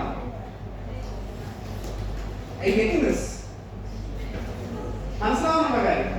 എന്നിട്ട് ഞാൻ ഒരു വഴിയോടെ പറയാം. പരീക്ഷയ്ക്ക് കൃത്യം 2 ആഴ്ച 3 ആഴ്ച മുമ്പ് അനാലിസിസ് ചെയ്ത് കഴിഞ്ഞാൽ ഇത് മാത്രം ഫോക്കസ് ചെയ്ത് പഠിക്കാം. മാർക്ക് ചറ പറഞ്ഞു. ഇനി ആ ഒരു ക്വസ്റ്റ്യൻ ഉണ്ടല്ലോ, ആൻസിപ്പേറ്റ് ചെയ്യുന്ന ക്വസ്റ്റ്യൻ, അതിനെ നിങ്ങൾ നഷ്ടപ്പെടണ്ട. മാപ്പിഫൈ എന്ന് പറയുന്ന ഒരു വെബ്സൈറ്റ് ഉണ്ട്. മാപ്പിഫൈയിൽ കൊണ്ടിട്ടാൽ നിങ്ങളുടെ ചാർട്ട് ഗ്രാഫുമായിട്ട് വരച്ച് കാണിച്ചു. ഇങ്ങനെ ചെയ്യാം അങ്ങനെ ചെയ്യാം. ചെറിയ പിക്ചേഴ്സ് ആയിട്ട് നിങ്ങൾക്ക് ചാർട്ട് പോലെ കിട്ടും. അതായത് നിങ്ങളിപ്പോൾ ചെയ്യാൻ പറഞ്ഞാൽ ഹാംലെറ്റിന്റെ ക്യാരക്ടർ സ്കെച്ച് ആണെങ്കിൽ ഹാംലെറ്റ് അതിനകത്ത് എന്തൊക്കെ പോയിന്റ് ആഡ് ചെയ്യണം ഒക്കെ എഴുതാം. വരച്ചിട്ട് കൊടുക്കലില്ല. മാർക്കൊക്കെ വരുന്ന വഴി അറിയാം. നിങ്ങളൊന്ന് ആലോചിച്ച് നോക്കി. ഇത് സത്യസന്ധമായിട്ട് പറയാം. ഞാൻ എൻ്റെ MA കാലത്ത് കൂടുതൽ സമയം ലൈബ്രറിയിൽ ചെലവഴിച്ചത് കൂടുതൽ എന്ത് പറയണ്ടത് 2-3 റീസൺ ഉണ്ട്. ഗ്രാജുവേഷന് പോയി ലൈബ്രറിയിൽ പോയതും പോസ്റ്റ് ഗ്രാജുവേഷൻ ലൈബ്രറിയിൽ പോയി 2 ഉദ്ദേശങ്ങൾ. നിങ്ങൾ സത്യസന്ധമായിട്ട് പറയണോ കളം പറയണം? ഗ്രാജുവേഷൻ ആദ്യ കാലത്ത് ലൈബ്രറിയിൽ പോയി നമ്മൾ അസാമാന്യമായിട്ട് വായി നോക്കാം. ഒരു സ്റ്റൈലും ഇല്ല. ഇത്രയും നല്ലൊരു സ്ഥാനം. 2ാമത്തെ വർഷം 3ാമത്തെ വർഷം ആയപ്പോഴത്തേക്ക് എന്നുള്ള അത്യാവശ്യം ഒരു വായനക്കാരനുണ്ട്. പക്ഷെ ടെക്സ്റ്റ് ബുക്കുകളിൽ അന്ന് പ്രിസ്ക്രൈബ് ചെയ്യാനുള്ള ഒന്നും വായിക്കും. നമുക്ക് കിട്ടുന്ന നോവലുകൾ ഗംഭീരമായിട്ടൊന്ന് വായിക്കുന്ന സമയത്ത് PG ഒക്കെ ആകുമ്പോൾ പിന്നെ ഈ ശീലമാണ് നമുക്ക് ഈ പ്രിസ്ക്രൈബ് ചെയ്യാത്ത വായിക്കുക എന്നൊരു ശീലമുണ്ട്. അന്ന് വല്ലാതെ ആഴത്തിൽ സ്വാധീനിച്ച പുസ്തകങ്ങൾ ഫൈൻഡിങ് ജോയ് എന്നൊക്കെ പറഞ്ഞ് ജോയ് ഡിഷാമിന്റെ ഒക്കെ വാക്കുകൾ നമ്മൾ വല്ലാണ്ട് കരഞ്ഞൊക്കെ വായിക്കുന്ന സാധനമാണ് ആ സമയത്ത്. പക്ഷേ എക്സാമിന്റെ ആർട്ട് ഡിഫറെന്റ് ആണെന്ന് മനസ്സിലാവുന്ന ആ സമയത്ത്. അതുകൊണ്ടാണ് ഞാൻ നേരത്തെ പറഞ്ഞത് ക്ലാസിക് കയറാതെയും റാങ്ക് നേടാൻ ഒരു പുസ്തകം കറക്റ്റാണ് ഉദ്ദേശിക്കുന്നത്. എക്സാമിന്റെ ആർട്ടിനകത്ത് ഈ പറഞ്ഞ പോലെ പരീക്ഷയ്ക്ക് 3-4 ആഴ്ച മുമ്പ് ക്വസ്റ്റ്യൻ പേപ്പർ അനലൈസ് ചെയ്യുക, അതിന് വേണ്ടി പഠിക്കുക. അതിനർത്ഥം നിങ്ങൾ ബാക്കി വായിക്കുന്നതല്ല, ബാക്കി വായന അതിന്റെ ബാക്ക്ഗ്രൗണ്ടിൽ നടക്കണം. കാരണം അതിന്റെ മുകളിലായിരിക്കും നമ്മൾ ഈ പറഞ്ഞ പോലെ എല്ലാം ബാക്കിയെല്ലാം കെട്ടിപ്പോകുന്നത്. സരസ്വതി ദേവി അത്യാവശ്യം നാട്ടിൽ ഡാൻസ് കളിച്ച് തുടങ്ങുന്ന സമയം, പിന്നെ കയ്യിൽ അത്യാവശ്യം വായനയുടെ ബലം ഉണ്ടെങ്കിൽ അതിന്റെ മുകളിലായിട്ട് നമുക്ക് എന്ത് ചെയ്യാൻ പറ്റും, ഇത് ബിൽഡ് ചെയ്യാൻ പറ്റും. Exam is a different art altogether. നിങ്ങൾ നല്ല ക്ലാസ്സിൽ മാർക്ക് കിട്ടുന്ന ആൾ ഒരിക്കലും നല്ല ഗംഭീര ക്ലാസ് ഏറ്റവും ബുദ്ധിയുള്ള ആളായിരിക്കാൻ വേണ്ടി എക്സാമിന് വേണ്ടി പ്രിപ്പയർ ചെയ്യുന്ന ആൾ ചെറിയ ഷോർട്ട് നോട്ട്സ് ഒക്കെ വെച്ച് പ്രിപ്പയർ ചെയ്യും. പരമാവധി മാർക്ക് വാങ്ങിക്കാൻ നമ്മുടെ പരിപാടി. അനലൈസ് യുവർ എക്സാം പേപ്പേഴ്സ്, വളരെ ഇമ്പോർട്ടൻ്റ് ആണ്. And use AI to basically prepare your notes. മനസ്സിലാവുന്നുണ്ടോ? എന്ത് ചെയ്യരുത്, വാരി വലിച്ച് പരീക്ഷയ്ക്ക് പഠിക്കരുത്. പോയി വിട്ട് വെച്ച് പേപ്പർ എഴുതാൻ നിൽക്കേണ്ട. അല്പം ഒന്ന് സമയം എടുത്തു കഴിഞ്ഞാൽ പ്രിപ്പയർ ചെയ്ത് പ്രോപ്പറായിട്ട് എഴുതാൻ പറ്റും. എക്സാമിന് പ്രിപ്പയർ ചെയ്യുമ്പോൾ ഇങ്ങനെ വഴിയാണ്. വേറെ ട്രിക്സ് ഒക്കെ ഉണ്ടോ? വേറെ എന്തെങ്കിലും മനസ്സിലായില്ലേ? AI കൊണ്ട് ഇങ്ങനെ ചില ഉപകാരങ്ങളുണ്ട്. QR യൂസ് ചെയ്താൽ QUIVR ഇത് ഡൗൺലോഡ് ചെയ്ത് പേസ്റ്റ് ചെയ്യാൻ ബുദ്ധിമുട്ടുള്ള കേന്ദ്രന്മാരുണ്ടെങ്കിൽ അത് ഓപ്പൺ ചെയ്തിട്ട് ജസ്റ്റ് അതിന്റെ URL ഓപ്പൺ ചെയ്ത് കൊടുക്കാൻ. പിന്നെ എന്തെങ്കിലും അങ്ങോട്ടും ഇങ്ങോട്ടും സംസാരിക്കുന്നുണ്ട് ഒന്നുമില്ല. കഴിഞ്ഞു.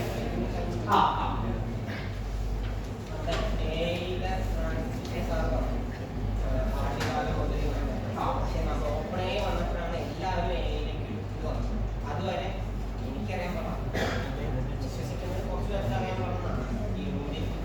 അപ്പോൾ ആ ഒരു ട്രാൻസിഷൻ അല്ലേ ശരിക്കും എയിലേക്ക് അതുകൊണ്ടാണ് ആ ട്രാൻസിഷൻ കാരണം കോവിഡ് നമ്മളെല്ലാവരും സോ അതല്ലേ റീസൺ വെരി ഇൻട്രസ്റ്റിംഗ്. 2-3 റീസൺ ഉണ്ട്. ഒന്ന് എക്സ്പോണൻഷ്യൽ ആണ് ഇത് ഗ്രോത്ത്. ഒന്ന് ഓപ്പൺ ആയ ഒരു മേജർ പ്ലെയർ ആവുകയും പതിയെ പറഞ്ഞാൽ അവരവരുടെ ഫുട്ബോൾ എസ്റ്റാബ്ലിഷ് ചെയ്തതിനു ശേഷം ഇതിനൊരു കോമ്പറ്റീഷൻ വൃത്തിയായിട്ട് തിരിച്ചറിയുന്നുണ്ട് കമ്പനീസ്. അപ്പൊ ഇന്നലെ ഡീപ് സീക്കിന്റെ പേജിനകത്ത് കയറാൻ ശ്രമിക്കുന്നത് ശരിക്കും അവർ എക്സ്പ്ലിസിറ്റ് ആയിട്ട് പറയാം ഓപ്പൺ എഐന്റെ ഫോറോക്കെതിരായിട്ട് ഞങ്ങളുടെ R1 ലോഞ്ച് ചെയ്യാണ് എന്ന് പറഞ്ഞിട്ട് തന്നെയാണ് പറയുന്നത്. അപ്പൊ ഹെവി കോമ്പറ്റീറ്റീവ് ആണ്. അതിൽ ഒരു കാര്യം നിങ്ങൾ ശ്രദ്ധിക്കേണ്ട, ജസ്റ്റ് ഓപ്പൺ എഐ മാത്രമല്ല പ്ലെയർ ആയിട്ടുള്ളത്. യെസ്, ഇത് തീർക്കാണേ. ഇതും കൂടെ ഒന്ന് നോക്കൂ. നിങ്ങൾ പലയിടത്തൊന്നും തപ്പി പ്രശ്നം ഉണ്ടാക്കണ്ട. AI പ്ലേ ഗ്രൗണ്ട് എന്ന് പറയുന്ന സാധനമുണ്ട്. AI playground. So I am finishing off my session with this Vercel AI playground. Just a second.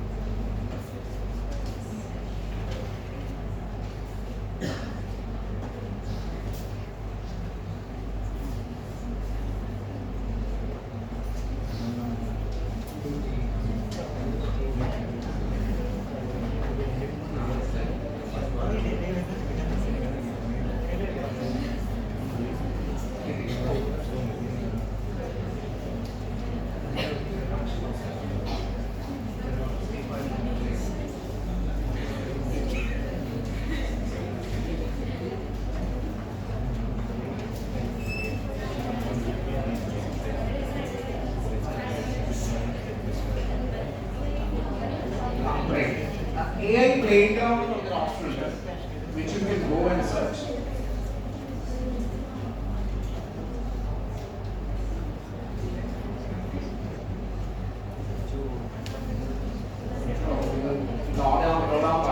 ഇതിനകത്ത് നിങ്ങൾക്ക് ഒരേ ടൈമിൽ മൾട്ടിപ്പിൾ വിൻഡോസിനകത്ത് ഗൂഗിൾ ജെമിനൈ ഒരേ വിൻഡോനകത്ത് ജെമിനൈ ഓപ്പൺ ആയിട്ട് ChatGPT ഡീപ് സീക്ക് ക്ലോ അടക്കമുള്ള സാധനം ഒരുമിച്ച് ആക്സസ് ചെയ്യാൻ പറ്റും.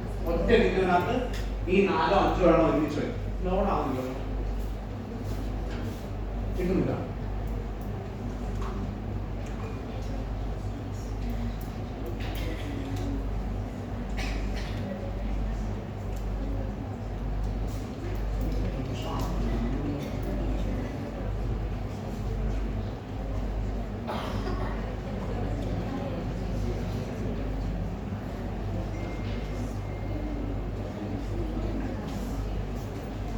ഇതില് what you want to see right now is AI playground.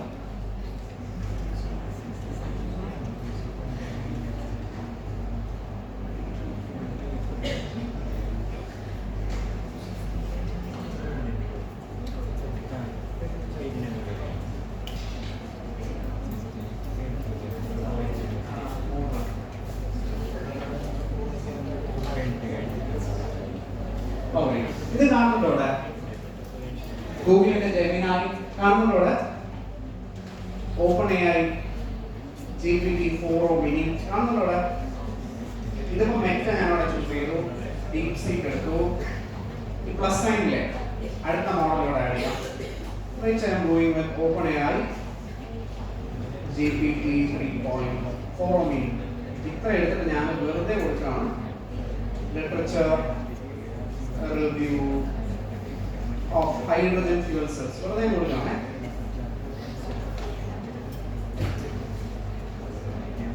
കാണുന്നതോടെ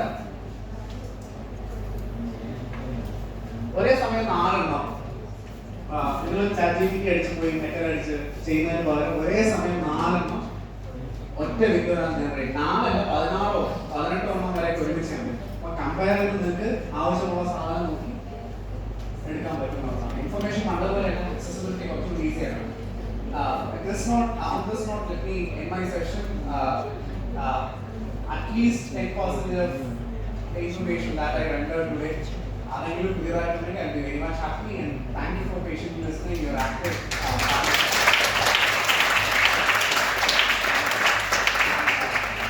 Hopefully ഭാഷകൾ വരാനിരിക്കുന്നതിന് ഗംഭീരാവട്ടെ. And thank you to all teachers who have put their trust in me. Basically സംസാരിക്കാൻ training അടിച്ചവർക്ക് thank you so much, and God bless everyone. And I'm also looking forward to a few feedbacks from you as well. So Indadu Pradesh, and thank you so much. Thank you, sir, for an insightful and thought-provoking session. Your perspective has truly enriched our understanding.